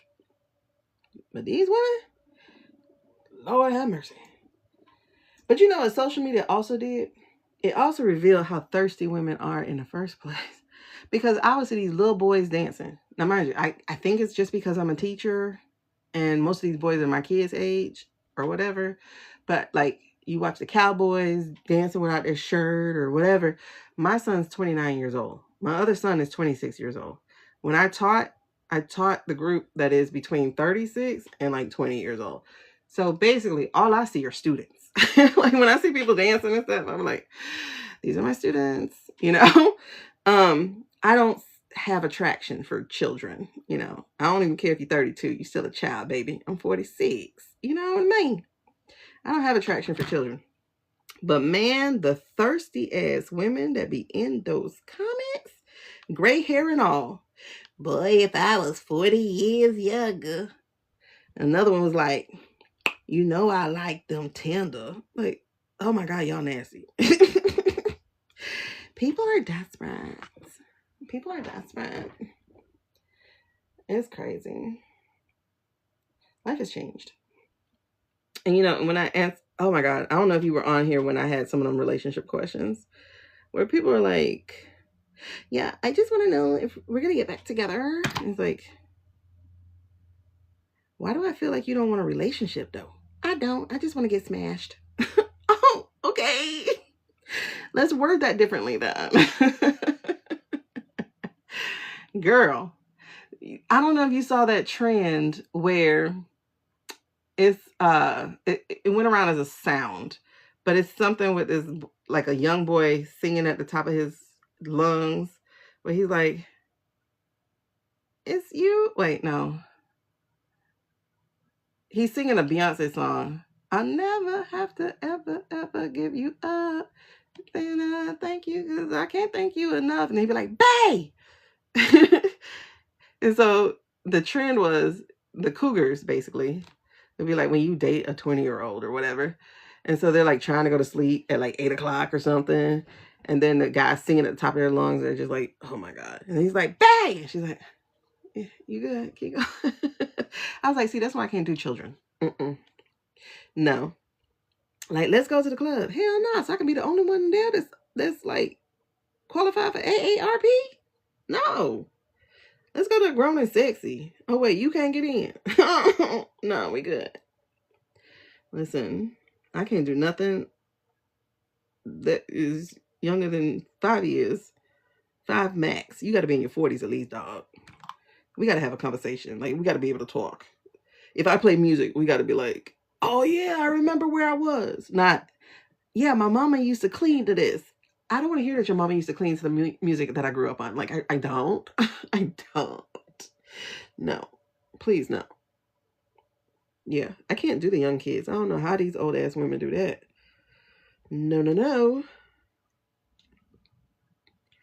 Can you imagine? No. Whew. And then I can't do an old man either. Like, don't get it twisted. You got, it's 5 either way. 5 max forward, 5 max under. That's it. Because what I look like cleaning your dentures for you. Ugh, I can't. Like, I never understood the girls who could go out with somebody who was 10 years older than them. I was like, ew, what if he's gray? What if he smells like old people? You know, like I have a friend right now. She's dating somebody who's like 70 or something. Obviously, she's my age. But I'm like, baby, that's 24 years older. He might smell like mothballs right now, girl. Ew. Because, you know, old people used to stink. They used to smell like mothballs. So, in my head, that's what they still smell like. Oh, man. But I always got hit on by people's daddies. I'll be in the club, and the oldest man in the club would find me. I'm like 21. Listen, I was going to prom by myself with my friends. The limo driver, mind you, I had turned 18 the next day. So I was 17. The limo driver was 34 years old, talking about some, can I take you out? But he caught me.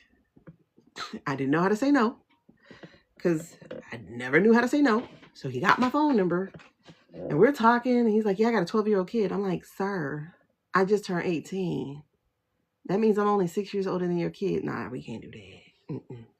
Girl, why he popped up at my job? Yeah, I'm going to pick you up and I'll take you home. Baby, that's not sweet.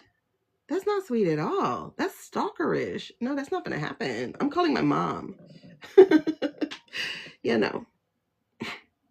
But I also noticed, like, I was on this back in the day before Twitter was owned by a sadist.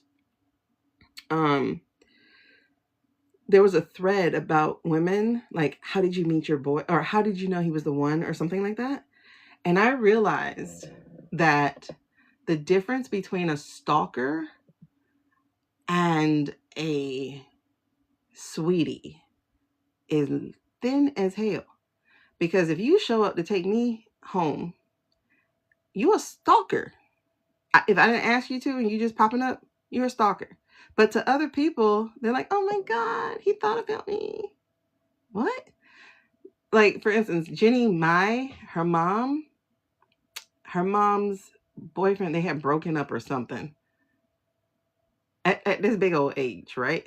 They had broken up or something. And this man got on an airplane, flew to where she was to try to convince her to take him back.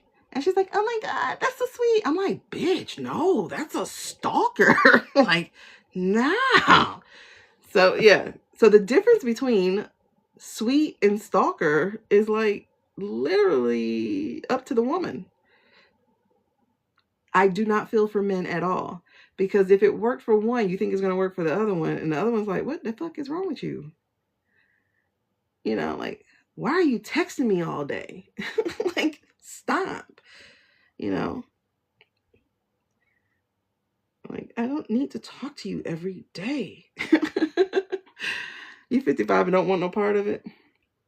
Listen, I told my fiance, I said, if we end, I'm going to be Madam, like Auntie Dame or whatever her name was.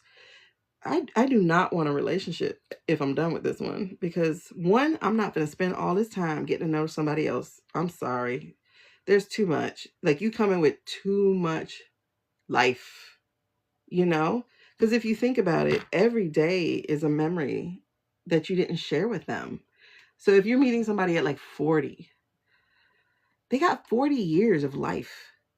I don't have time to learn everything you like, everything that bothers you. I ain't got time for all that. No. No. I'm not doing that again. I might have a companion who lives at his own house, but I'm not doing that again. Like, I'm like, dude, I know you too much. I can finish your sentences, you know, and I'm still learning stuff about you. No, I ain't got time to do this with everybody else. Nope. When we're done, we're done. I'm not dating not another person after that. So you better hope this ain't done. Oh, man. The scene is crazy. Look, because me and homeboy, we broke up like 3 years ago. That's how come we now have a better relationship.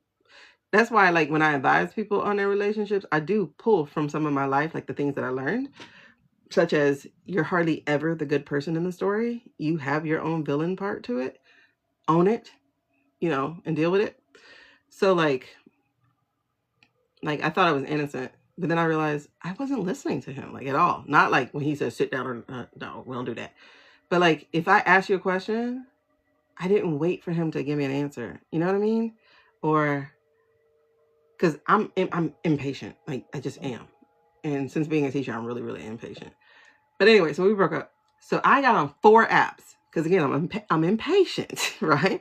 So I was on like 4 different apps. I did Bumble. I did something fishy thing. I did 4 Harmony. I don't know. I did 3 of the big ones, and then there was one called Black or something, right? 4 apps at one time. And I'm like, this is worse than when I was in my 20s. Wait, hold on. You guys are the same ones who were online when I was in my 20s. Oh, hell no. Because, like, I just realized, like, it was the same people that I was beginning online dating or chat rooming or whatever back in the early 2000s. They're the same ones on dates. I mean, on these apps. Like this one guy, by the way, his second profile picture was a picture of him with his eggplant on the bed. Why the F is that a profile picture, bro? Another one was this older white guy. Not that much older. He was like 5 years older than me. And he's like, oh, when I come back into town, oop, red flag. One. Okay, you got to come in town. That's red flag, right? It's a red flag for me because that sounds like a business trip, right? And so we already know what business trips be about. Okay, red flag. Then he goes, I love me some hot chocolate. I ignored the shit the first time because I was like, that's stupid. Don't ever say that again, you know. But I didn't tell him that because I'm really bad at telling people they're stupid. So I was like, okay, I'm gonna ignore that. My no response should tell you that is my response, right? And he repeated, but on a voice note, I love some hot chocolate. Bitch, lose my information, please. No, blocked. Oh my God. Oh my God. Like, baby, I'm not going to be your fetish. Because, first of all, if you're doing business trips and you love hot chocolate, I got a feeling you do this a lot. You know what I mean? Then there was another guy. Yes, I have children and I'm just looking for a person who can fit into our lives. Ah, you want a mother for your child? Nope. Next. Then there's the guys who want to get straight into the sex talk. Baby, I don't want to talk to you about sex right now. Not because I don't want to get there, but I'm not attracted to you yet. Because I'm a sapiosexual. That means you got to turn me on. Because that sex talk shit don't turn me on. Stupid people have sex, you know. Intelligent people do too, but stupid people do it straight. Oh no, you can't see me anymore? I felt like you were breaking up with me just then when you said that. I can't see you anymore. Until we got to the question. Then I was like, oh, okay, she's talking about a visual. Okay. Oh, she broke up with me, y'all.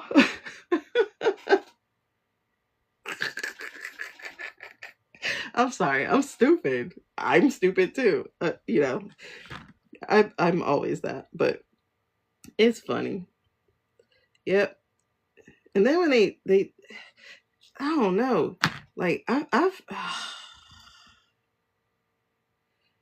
and then you see guys' profile pictures, right?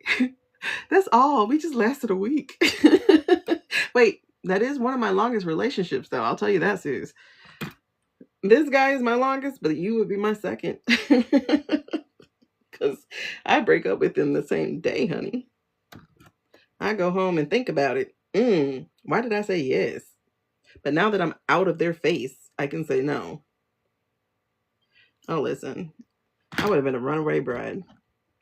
I told y'all a story yesterday about the guy that I had prayed to get, right? I used to do the Starlight, Starbright. First star, see the night. Wish I may, I wish I might. How does wish I wish in the night? I wish for him to be my boyfriend, right? I did that 5 years straight, guys. From 13 to 18. Because I wanted that boy so bad. I wish he'd be my boyfriend. And then he became my boo thing. And I had a dream. I had a dream that I was pregnant and we were married. And I wanted to throw up. I broke up with him after that. Oh no, there was a second thing. He was sick. And he called me while sick. You know, talk to me, whatever. And I heard his sick voice. And I was so disgusted. And that's when I went, yeah, it's time to break it off. Because if you don't activate my nurture response, I don't like you. So, oh God. And then he didn't know how to kiss. I don't know why boys don't know how to kiss. Why men don't know how to kiss. But like, dude, it should not be all that wet. Ew. Yeah. No. No. And then when a guy tells you he's really good at just one thing, that means he's really bad at the other things. I'm for real. If you don't have your nurture activated when he's sick, you don't need to be with him. If it doesn't make you want to go, oh, baby, I will actually go into the kitchen and get you some chicken soup. I might even like make the pasta from scratch because I love you that much. No. Yeah. My fiance? Oh, yeah. Like, how can I take care of you? You take such good care of me. You know. And that's when I knew, ooh, girl, I think you love him. Matter of fact, no. Let me tell you how I knew. I was using the bathroom. Yes, TMI. I was using the bathroom and I heard clear as day, that's your husband. And I went, what the fuck? No, that's just my thing. What do you mean that's my husband? Can you imagine being in the bathroom arguing with yourself? I was like, you're wrong. I'm not getting married. No, because I was not going to subject myself to some gender roles. Nope. I don't want that. Listen. Matter of fact, when we started talking, I told him everything to make him disgusted with me. I was like, I don't cook, I don't clean, and I still got to read. No. I was like, I don't like to cook. I do not make good meals. I don't even know how to do rice because at the time I couldn't. I was like, I'm impatient. I hate when people do this. I hate when people do that. Like, I tried to turn him off. And only to find out we had the same taste. You did? That's how you got divorced? Child. Yes. And that's the thing. That's when I knew he loved me. Because I had surgery on my foot. And I needed to take a bath. And he was like, why did you make yourself get in there? You got to call me and blah, blah, blah, blah. I was like, oh, okay. And he took care of me. I was like, okay, I love you. Oh. Child, the first time I told him I loved him, I was so mad at myself. I was like, girl, no, you don't. It was horrible. Oh my God. You were? You did it too? Hey, Maddie. You did it too? Girl, I was like, how the hell? That's my husband. You know I ain't getting married. And then, y'all, earlier this year, and it was after I got into like the mediumship and stuff, so I started practicing hearing more. I'm washing dishes. And I heard, it's time for you to start planning for your wedding. My what? I had already told him we're not getting married. You know. So I was like, my what? And I was like, that's funny. Ha ha ha, you're funny. So then later that night when we were talking, I was like, the weirdest shit just happened. And he's like, what? And I was like, I heard, okay, and don't think things have changed between us. But I heard it was time for us to start planning for our wedding. And he went silent on me, y'all. I was like, yeah, stupid, right? And he goes, actually, I've been thinking about it for a year. Wait, what? Like, oh, okay. Well, I guess we're doing this then, right? So that's why I don't have a ring, because I ruined it. So he was been trying to save for this. Oh, then I had another dream after that. I had a dream about the ring, and he got me like this weird ring or whatever. And I told him I didn't like that stone. And so when we talked on the phone the next day, because he was staying in Tennessee for a little bit, and he went silent again. I was like, what? He's like, I'm just taking notes. I was like, on what? He's like, you're just answering all my questions. Oh, okay. Listen, when your spirit team, likely my grandmother, by the way, my grandmother loves him. And the funny thing is, I found that out after she died. She loves him. She's like, you need to fight for your relationship. No, he can go. You know what? It's funny because I'm thinking about that now. Like, it must be her, and I'm getting goosebumps about it. So it was her. She the one who told me time to start planning. You funny lady. Anyway. So yeah. Spirit ruined it for me. My little guardian angel grandma ruined the surprise. So now the only surprise is when. So, and because I'm not close to my family, I'm like, we're not inviting them. They're going to have their feelings hurt, but we're not inviting them. Because I don't need to feel awkward at my own wedding. You know what I mean? Oh, that's so pretty. Thank you. Okay. I'm going to do this last braid, and then I'm taking a break, and then we're going to do some readings. All right, so we're going to do some readings. Now, for people who want a personal reading, this is the only way to get one. These right here. Hi, I love it. What are you on? You're at what level? Okay.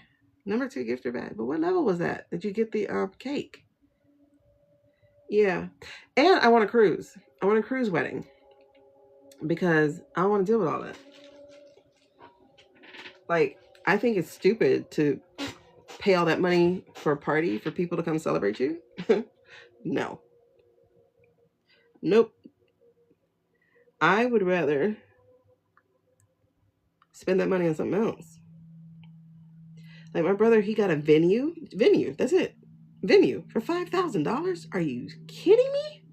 Oh, you're an 1111. Okay, so we're gonna do a reading. Oh, Carly, we need to do a reading. Do you want to do one publicly or you want to do one privately? You got married on the beach? That's what I was asking for. I was like, or I'll get married on the beach. And he's like, no, I want my family there. Listen, I don't give a fuck about your family either. I just want to marry you. I don't want people there. Do you not understand? I want to go to Vegas. Or, I just want to elope. He's like, no, I want a real wedding. Okay. That's his thing. Because the first time he got married out of pressure. She threatened for him not to see his child. She was that woman. And so he got married. And she was abusive. So then he thought all women were like that. So you'll be amazed, women. Men do get abused. And you do have to figure out that because they're never going to tell you. So,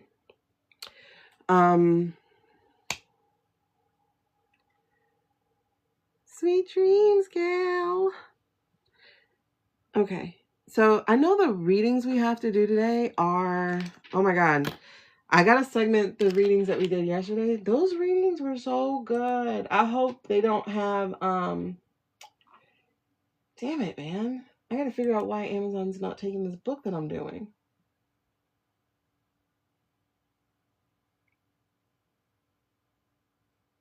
Do you not like the title of my book?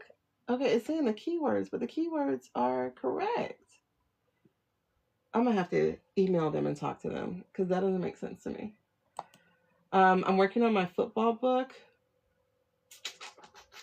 I'm working on my Eagles football book. I did a Dolphins one. I can't find it to show you guys. Oh, actually, I can find a copy. Hold on. We have Ben & Jerry, Costco, Musk, Teal.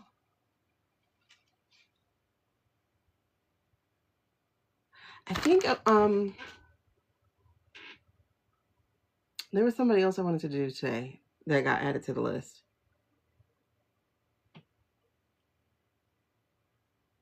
Larry Ellison. Do y'all have any people we want to read on today?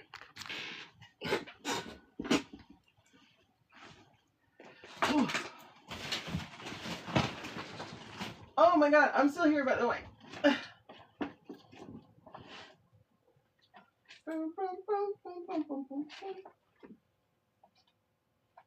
Okay.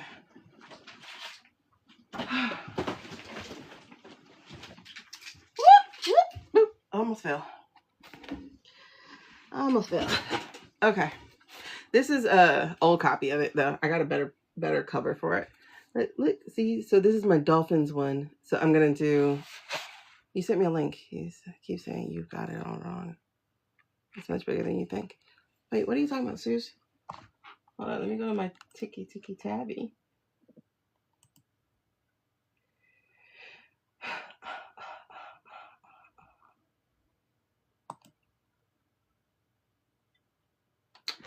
Okay. Oh, really? See Kirk? Oh. Okay, hold on. Did we read on Christy, right? We read on Gnome the other night, right? Because I think we read on her since she got thrown under the bus. Oh, wait, hold on. I gotta verify. Why did they make you verify after an hour? Okay, we did. Okay.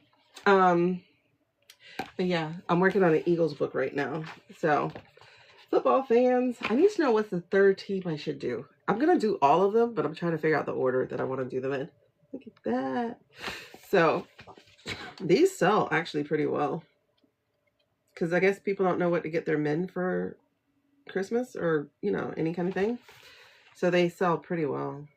They'll sell better once I actually market. So, yeah, we got word searches, word scrambles, mazes,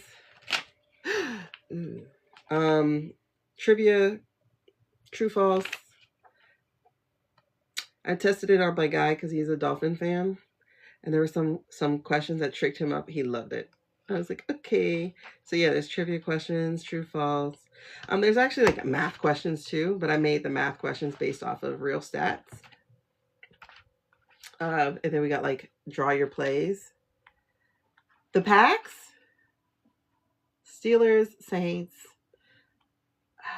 I know the Lions are pretty big right now too. See, look at Don Shula. And then it also has like stuff for their memory lane. So it's like, who's your favorite dolphin growing up? Or, you know, I'm going to do it for all the players, all the teams. And then it's like, how would you draft them? So you put your draft picks at the positions. He really liked the book. So it was your fan fantasy lineup. He really, really likes this book. Bum, bum, bum, bum, bum, bum, bum, bum, bum, bum. The thing that was the most annoying was making the crossword puzzle by hand. Because I had to move all these blocks in there. And then I had to turn around and do one by one the letters of the answer. That shit's so annoying. Because I had to figure out the puzzle, then do that, and then do that. And now I found one. I found a maker. So I don't have to do that for the other books. Yeah. So I'm working on the Eagles one. Oh my god, I love the cover I did on this. I'm gonna show you the cover, and then we're gonna did y'all have anybody else we want? Oh really? No, I found a crossword maker, but I need to see if I can make it I need to make it transparent because they always put this white. See, I like having a black page. Well, this one's white. I just realized that. My other books are black. I like black pages because one of the things I learned about like in web design is that the black letters on white actually hurts people's eyes. So what rests people's eyes is the white lettering on a darker background. So I need to fix that. Well, yeah, because I do them dark now. So I have this one.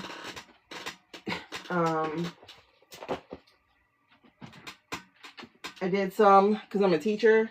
So I was doing a teacher tube page. I was like reading stories and stuff to people, my favorite kind of stories. So like I read Most Dangerous Game. I read Sound of Thunder. But I didn't have my MacBook. I had but my MacBook would not open. So I had to use a Windows. Windows is annoying as shit. I hate Windows. Hate it. You're good now though, but I hate it. Okay? So I did workbooks to go with each of the stories that I read. Yeah, I'm such an overachiever. So it's like Sound of Thunder and The Most Dangerous Game. Those are two of my favorite stories to read with my students. So you see at the end when he's the one sleeping in the bed. Y'all, wasn't it crazy that those billionaires were paying to shoot people? Oh my God. Oh, you made them for work? Okay. But were you able to make the grid white? Because I like to do, see, this one has the black background. I like to do it on black background.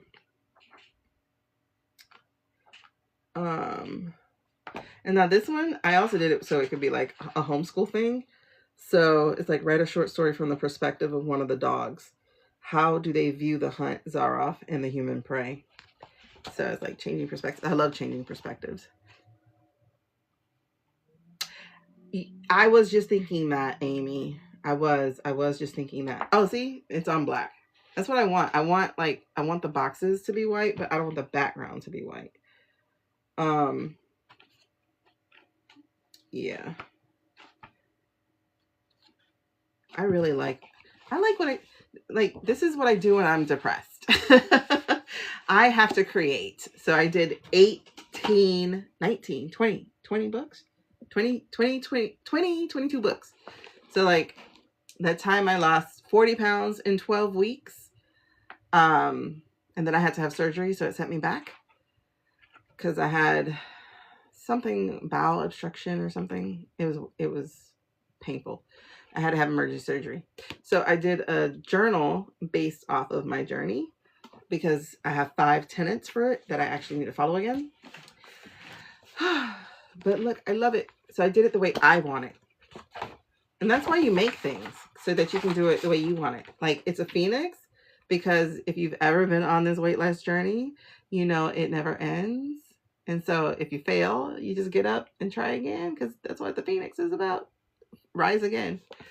So I have this. People love it. I just need to market my stuff. People love it so much. Yes, it's so much easier on the eyes with the dark background. This is not in my store yet. It's going to be. I'm going to put all of these on TikTok Shop once I get copies in. But it asks for like, what's the focus? What's your reflection? What are your goals? Like you set your goals at the beginning and then you just review them. That way they stay in front of you. And then it's like right on track. So then you track your food, you track your fitness, you track your hydration, your vitamins and your supplements. Then all my books are called Dear God, but you can scratch that out and do whatever. But then you have a conversation with God or with your spirit or whatever. And you get guidance that way. And then at the end of the day, you check your emotions. How was your mood? If you're on your cycle, you track that too. And then your mental diet. So what did you consume that would help you? So was it a sermon, a book, a podcast, any notes for that, so that you can revisit it? And then the reflection. So gratitude. What are you grateful for from the day? What do you need to do for tomorrow? How was your journey? So it was like really cool. Really cool. I love this thing. I love him. I love all of them. Oh God, I was so busy. So busy. I even got a client. She did a romance book. Not a romance book, but a dating book. So Become Your Requirements, a guided journaling experience to finding a relationship of your dream. So I designed this for her. Yeah. And it is so awesome. She wanted it a little bit big. So it has she got it in color. So color is more expensive on the inside. But look how gorgeous it is. Oh my God. And this one's hardcover. Isn't that pretty? Oh, look at that. And it's actually really good because there's something in here. She was talking about doing your vision, your not vision board, but like envisioning and manifesting together. And I never thought of that as a partner. You know, like, I don't know, because, you know, this is my first real relationship. It's 14 years in, but hey, technically 14. You know, just like it's cool. But she said something about that, and I was like, oh my God, I never thought about that. Like, coming up with what you want together and separate. I don't know. I never thought about it. And then it's really good. Like, after the apology, the ball is in your court in order to have closure. Like, so she did different things. It's really cool. I like it. So my other client hasn't printed her book yet. Hers is really cool. She was just on Squid Game, which is awesome. Squid Game 2. She didn't last long because the team she was on, that person like gave them up for money or something. I don't know. I don't watch Squid Game. I didn't watch it because I don't watch Thriller. So. Okay. So I was getting to the point of showing y'all the football. So this is just a regular football.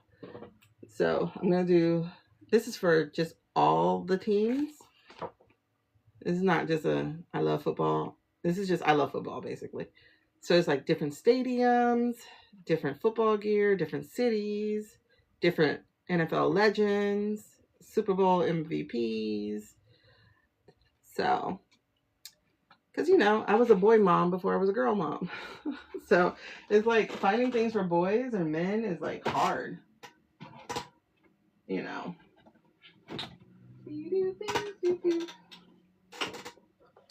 Yep. And then my daughter made one too. She made a journal for girls, teen girls. And then my son made one for boys. So you can't see it because this light is killing it. But it's really cool. She made it with pandas. So it's a journal for teen girls. And then my son did one for boys. So the other thing I taught myself was how to do spiral journals. You gotta stay busy, you know? So I make the hardcovers and stuff. Yep, I just gotta put them all up so I can actually market them. So it's like really cool. It's for gamers, obviously. It says get in the game. And it's just a daily check-in and stuff like that. And then they can write their feelings or what have you. It has, oh, he loves the quotes. So I put quotes from like famous men. So it's like, what is this? You really handled level 2 onto level 3. So it's like week 3. But then it has a quote. Oh, hold on. I'm trying to find the quote. They have ADHD. Honestly, ADHD planners sound so counterintuitive for me because I don't plan for shit. So it's like I've purchased so many planners and I just don't do anything with them. So it would really have to be gamified. I've been thinking about it. It would have to be very gamified. But like, see, like the quote. Who is this? This is Will Rogers. Don't let yesterday take up too much of today. He loves the quotes. And I was like, what? Okay. Because I found all the quotes for him. Yeah. And he's like, it just really, you know, he's 12, but back then he was 11. So it's like Winston Churchill. Success is not final. Failure is not fatal. It is the courage to continue that counts. And so he loves all of them. At the end of the book, it's everything you've ever wanted is sitting on the other side of fear. And I think there's something in here from Muhammad Ali, from Will Smith, or somebody else. I don't know. He really liked it.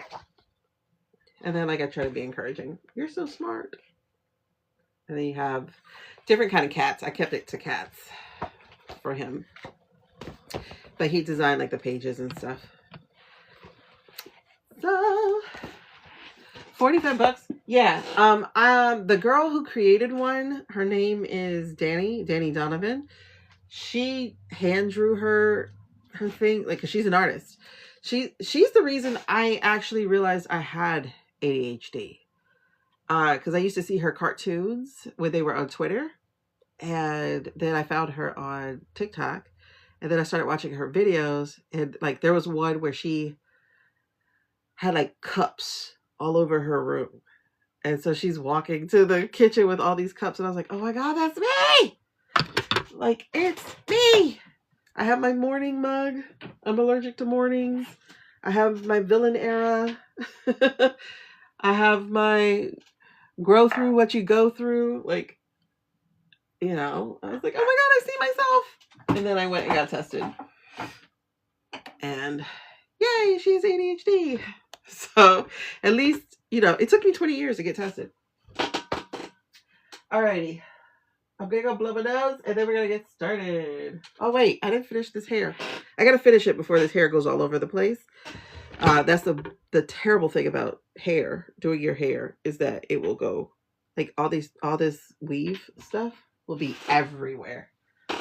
I think I told y'all these. So while I was hating myself, I did one to try to help me love myself. So it's like, I love myself. So there are prompts to get through it. So it's like, how can you embrace your perfections? How can embracing your perfections lead to greater authenticity in your life? And then it has a quote, you deserve the love that you keep trying to give everyone else.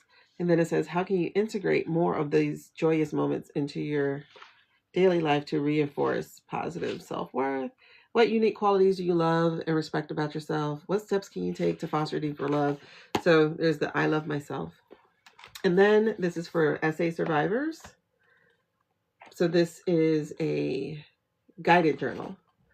So I walk them through my story, yes, but it's not really focused on my story. It's focused on the things I did to heal, and then how you can also heal yourself. So this is like a companion to therapy, you know? So, like, there's a chapter called Permission to Live. And so there's the declaration of yes. So it's like permission to say yes to your life, permission to say no to things, permission to grieve. So that is huge. That's like major. It's really good. I'm actually very, very proud of this book. Very proud of this book.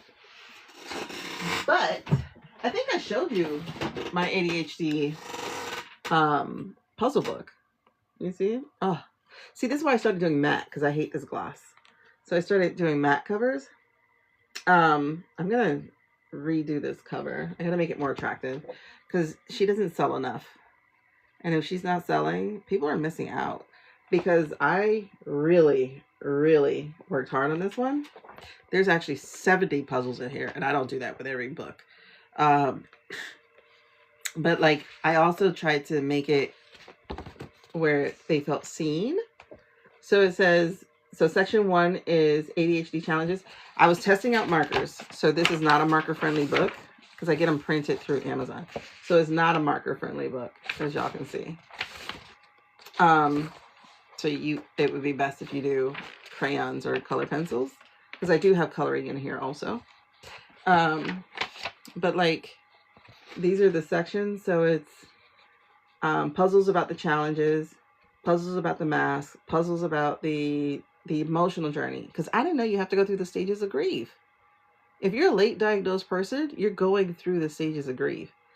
Like, I cried so much when I took my first pill, because I was like, this is how people's brain is. Wait, is that my voice? You know, because I have so much going on in my head. It was the first time I actually heard my voice. It was like, wow. I cried so much, and then I got so angry because I was like, I could have been anything. Like, I could have been anything if I had support, if I had help, if people actually noticed I was struggling, you know. But they were all, you're so smart, you're so smart. Okay, I can be smart. And of course I put it on black background. So see, like, that's the challenges, just a cute little picture. And then I just have a little letter before every section. But this is my favorite part. First of all, I love word searches. It's one of the only things me and my mom actually bonded over is our love of word searches. But also, which one are you trying, Suze? So it's that, but this is my favorite part right here is I added something called Jot It Down, because I'm notorious for writing things on little papers and they're everywhere. And so like when you're doing, I call it mindless work, because you know, we have our tricks of how we find things. So when you're doing mindless work, it's like when you're keeping the logic part of your brain busy, the creative part of your brain gets to like go off. And so I have an area called Jot It Down, so that when your creative stuff comes in, you can just jot it down while you're doing your puzzles. I was like, that's so cool. So I would have bought this book if I didn't make this book. But obviously I bought this book because I made this book. But anyway, yeah, so there's 70 puzzles. It talks about superpower. I know people hate to hear ADHD superpower, but I love having ADHD. I don't love being in a society that doesn't fit my ADHD, you know. But a superpower is your entrepreneurial spirit, you know. That's one. Of course, it makes you unemployable. But, you know, every light has a shadow. All right, so yeah, this is one of my favorite books. Everything that I have shown you or made is currently on that A to Z place. If you don't like that place, then you're gonna have to wait till I can order them. Now, I won't call it a workshop, but I am gonna do a live on Manifest, especially because this Gemini full moon, granted, like the energy of it is just this week, but we're still in the age of Aquarius, right?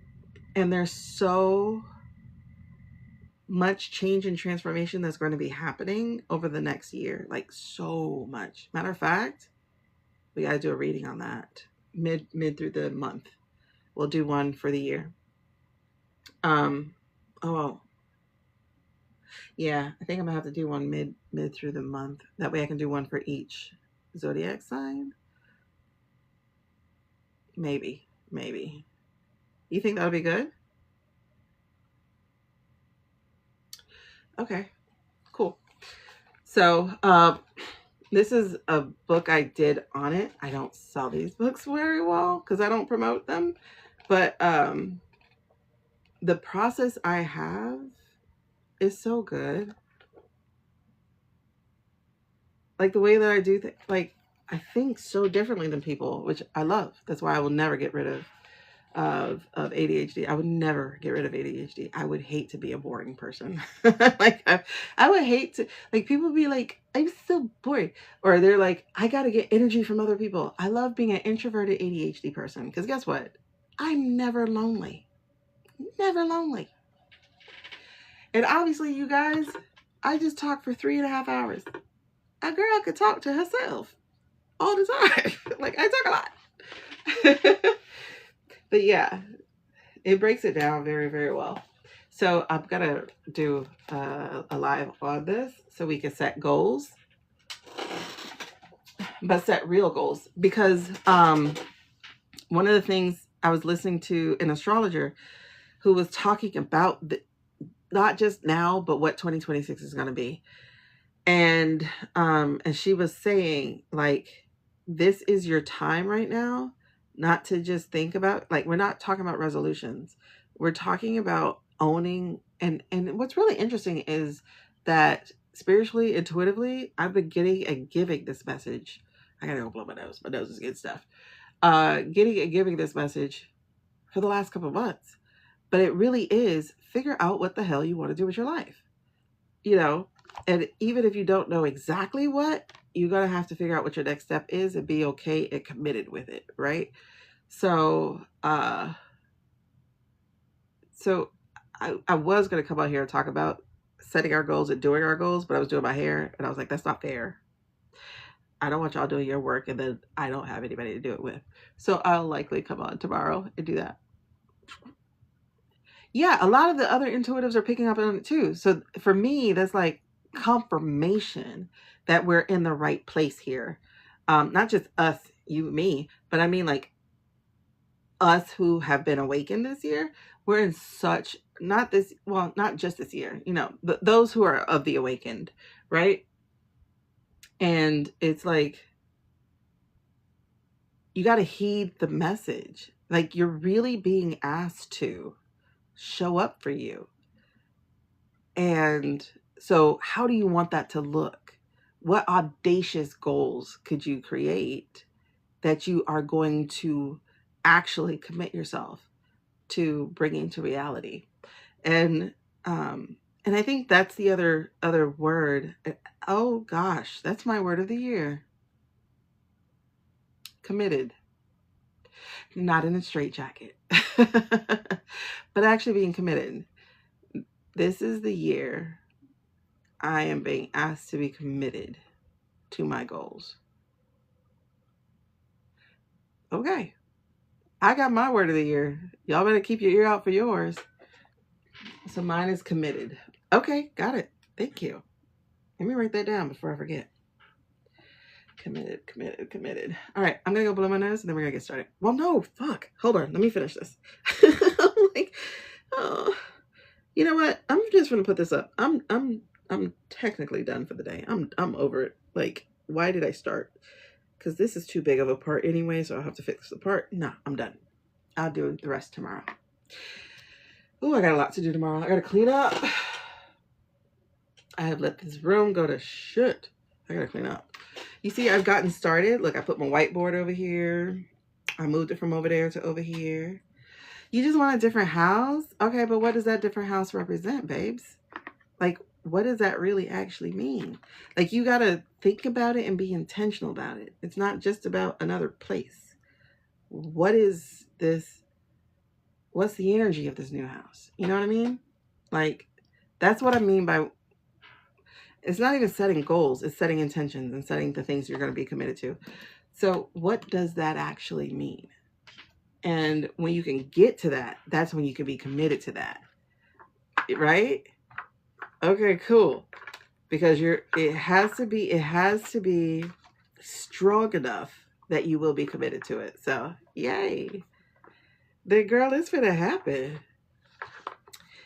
I will tell you, the housing market's about to be shit. So, girl, America's about to be on sale, child. America's about to be on sale. Already tried what? Timing. America is going to be on sale, girl. You don't see all these for sale signs? Like, you have to peep game. I have been seeing it for like the last couple of weeks strongly. But the last couple of months, but the last couple of weeks, these for sale signs are popping up everywhere. America's going to be on sale, girl. Chill out. Timing. All right. Let me go blub those down here a bit.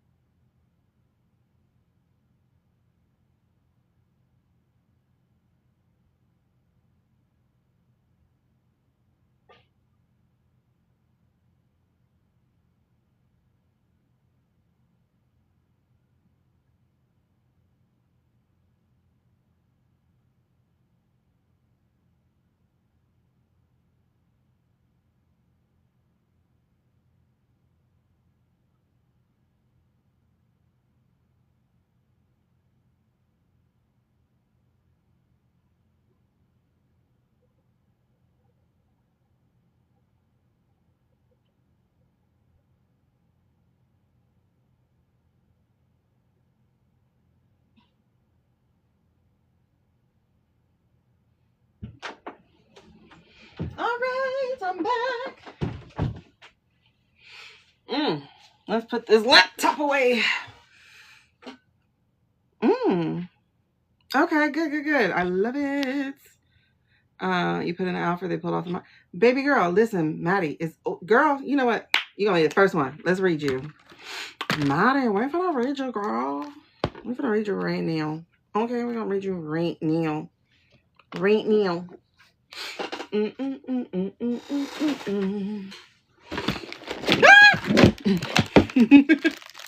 I did it again, guys. I did it again. Wait, where's the water? Okay. Gotta make sure we have the water. And adjust the light. There we go. Right there. Ooh, girl. She looks good. Sorry. Sometimes, you know, sometimes I be feeling myself. I'm feeling myself. I won't tell that story. All right, good. Keep moving.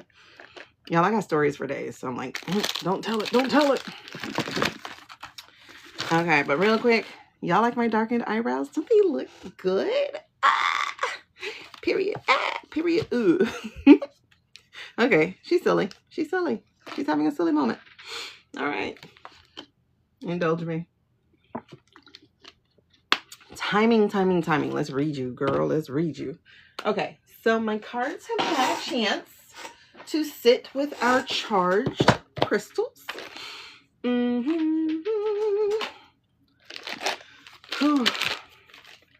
I appreciate you guys not asking for a reading while I was doing my hair, because I brought out my things to clean my hands, but you know, between gel and cream and hair, that was going to be a mess. And I would have ruined my cards anyway. And I did my bathroom break, so we're good. So you guys can see in the cart what I was using. It's actually doing pretty well. Not this front, because the front I'm redoing. But the braids actually came out nice. Look at this. I got to do the hot dip. So I'm going to get that tea kettle. Okay, I need another light though. Hold on. Because this is giving me shadow. I don't want that. I have a double tripod. Oh, now I see why I have shadow. Because you box, you. I don't know. Do I want to do people's readings today? Oh, y'all, I'm talking about full readings, by the way. These are full readings we're doing. Period. Period. Ooh. Okay, now that's in my head.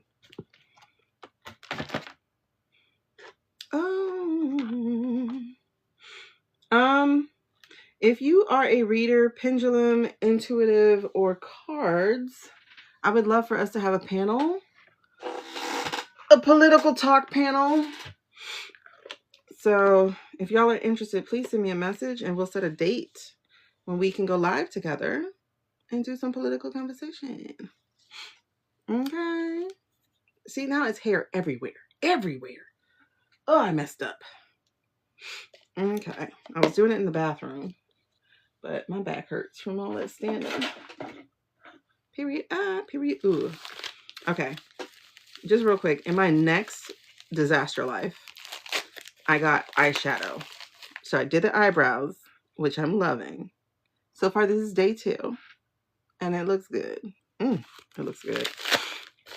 But now, I got shadows to play with.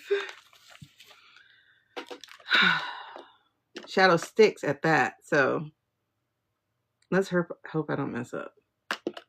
I don't know why I'm trying to be girly at 46 years old, but it's time. Maybe I'm getting ready for the TV. It's time. Oh my gosh. I can't wait to play with these, actually. There's this girl on here, Brittany, I think her name is. Bridget or Brittany. And she teaches you how to do hooded eyes. And I have hooded eyes because I'm fat. And so some of the fat went here. So she teaches you how to do the hooded eyes so that you have the shadow crease that everybody has and whatever. So I'm going to be using that tomorrow to practice. All right. So, oh, just real quick. I forgot I was supposed to demonstrate this and then we're going to get into it. So really quickly, let's demonstrate words are hard. Oh, God, hair everywhere. Like, oh, this is going to be horrible.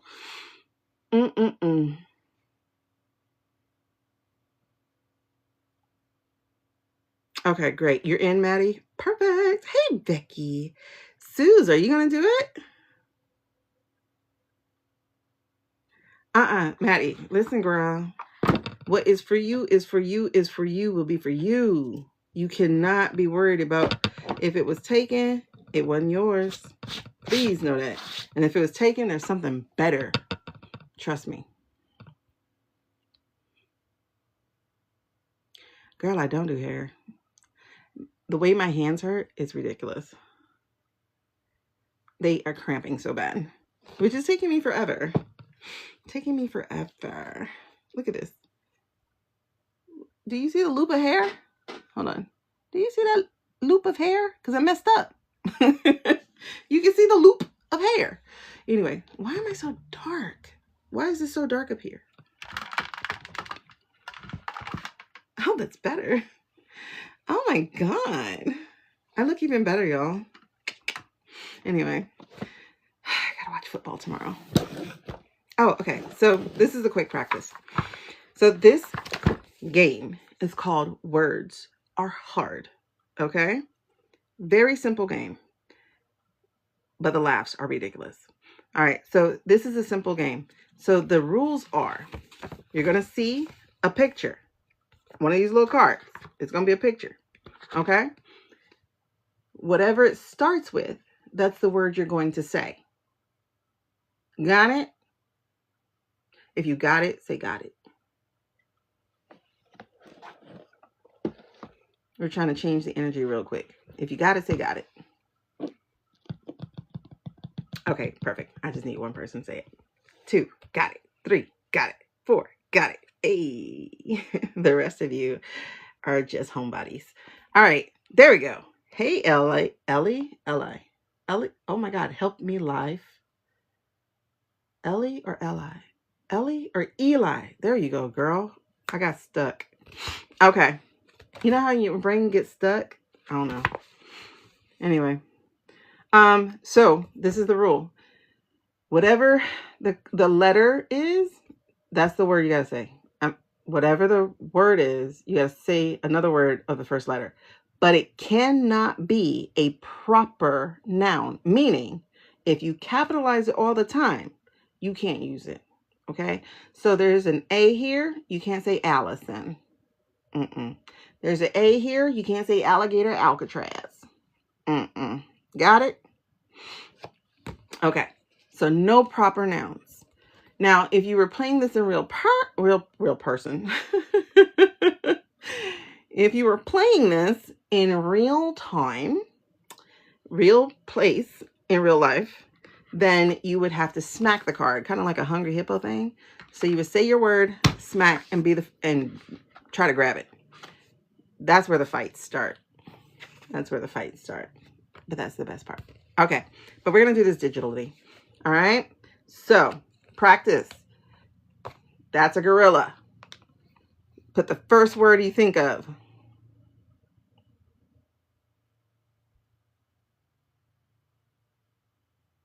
Okay, since Suze was the first person, in real life, she would have smacked that card and pulled it to herself.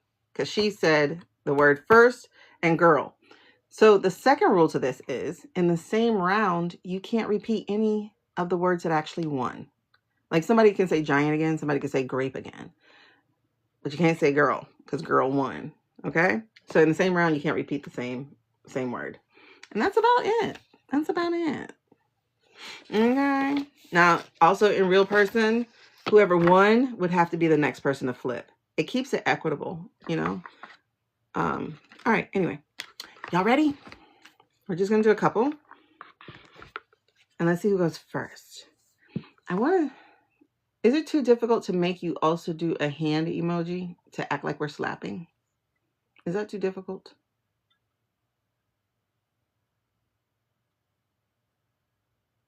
Okay, we'll leave it. All right, just asking. Okay, if you're ready, you're Gen X. I mean, technically, I'm Gen X. I was born in 79, but I don't really claim it. I'm Gen Zennial. Because I used to get so pissed off when they were talking about millennials. They're like, millennials do this and millennials do that. I'm like, I did that. What are you talking about? I ushered that in. My generation. Yeah. So they made a gap for us. It's called Zennials. Because we were the analog kids, not millennials. Get it right. Anyway, ready?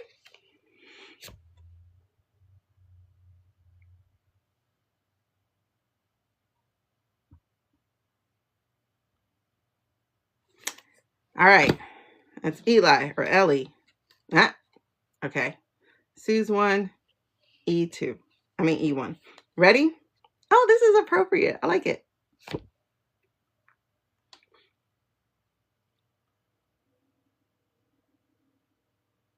Becky. All right. We're 1-1 across. Okay. And ready.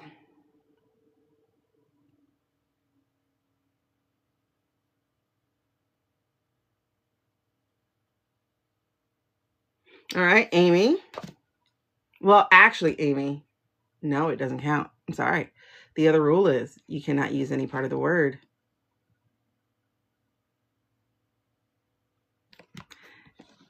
Ellie. Is it Eli or Ellie? 1 or 2? Eli, 1. Ellie, 2. I don't know why I do that. I always forget which one went first.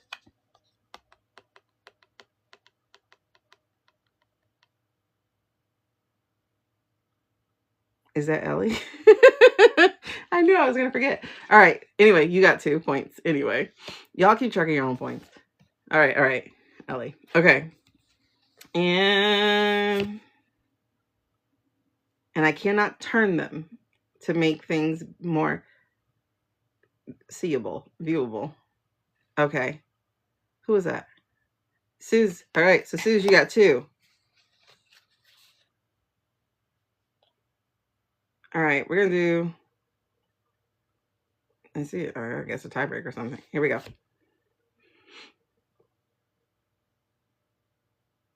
It's not coming up my way, Becky. Oh, wait. Oh, yeah. Okay. Becky, you got that one. I don't know why. I couldn't see the other one. Hold on.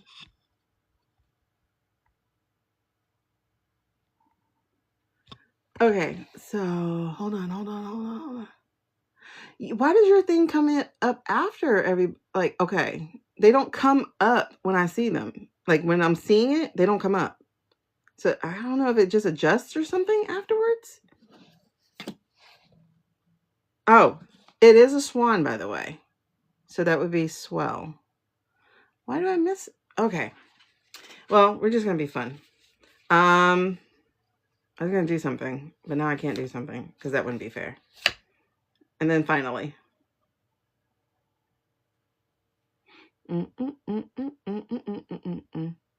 Wait, didn't we already have bat? Did we already have bat? Oh, no, we didn't. Yes, we did. But it didn't win. Okay. Cool. All right. But anyway, when you do it in person, it is a lot more fun. It is a lot faster. It is a lot scarier. Because especially as you get into it, look at you with based. Girl. And that's the thing. My youngest son's strategy was hilarious. His strategy was that he started naming medical conditions. So he was like, sclerosis, schizophrenia, cancer. And I'm just like, what? His strategy worked though. However, I still won. So it's fun in person. You guys can see it on my video. I have like a video on my page. It's hilarious. And then it gets like there's like part of the video is like my oldest son is like pointing at his hand. Like my hand was here first, but my daughter's hand was under his. So she took it. She was like, no, my hand is under yours. So it's a lot more fun.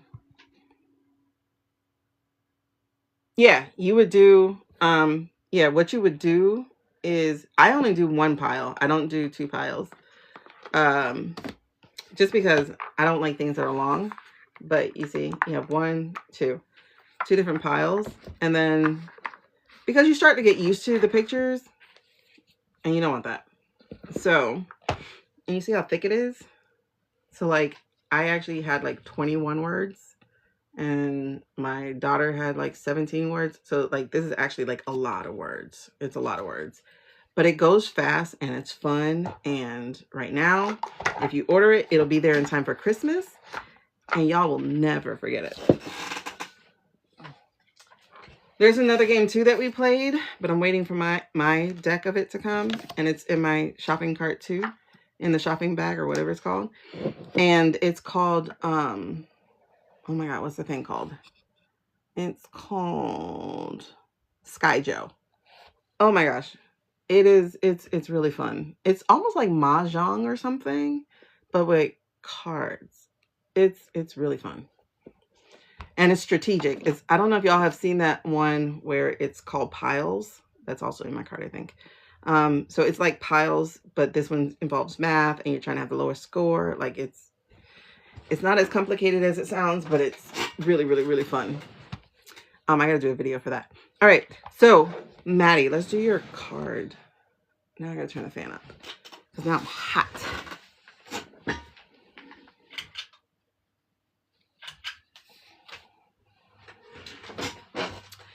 And you guys, I got a light with color to signal to my kids when I'm doing lives. Oh shoot, I gotta change the color because they keep opening my door. And so green means you can come in. So I gotta change it. Wait, can you see it? Let me see.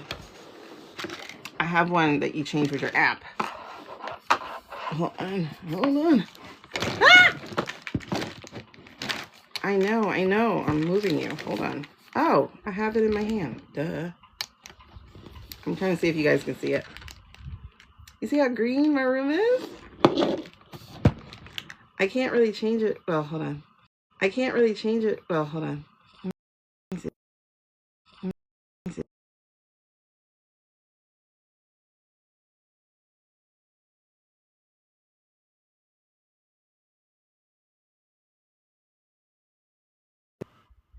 There we go. I just changed the color so that they can see that I am live 4 hours later.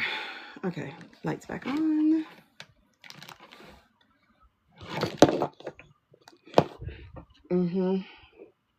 So now they're like, good, Mom, thanks. Because I don't want to interrupt.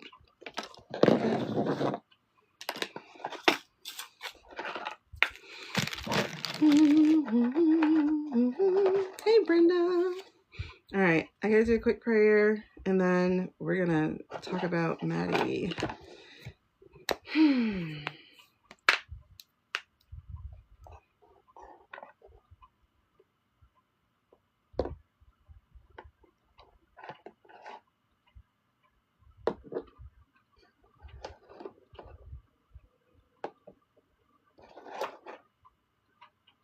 Oh, you know what, guys? Is it too much to ask that we kill this live and then come back so that I don't have to find the readings? Because this live was mostly conversation. So for readings, I think I need to go ahead and kill this live since we're on. Yeah, we're 4 hours in. I need to kill the live.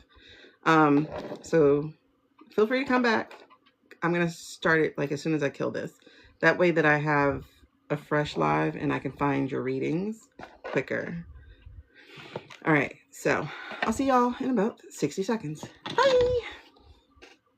Oops, wrong. Good night, Carl.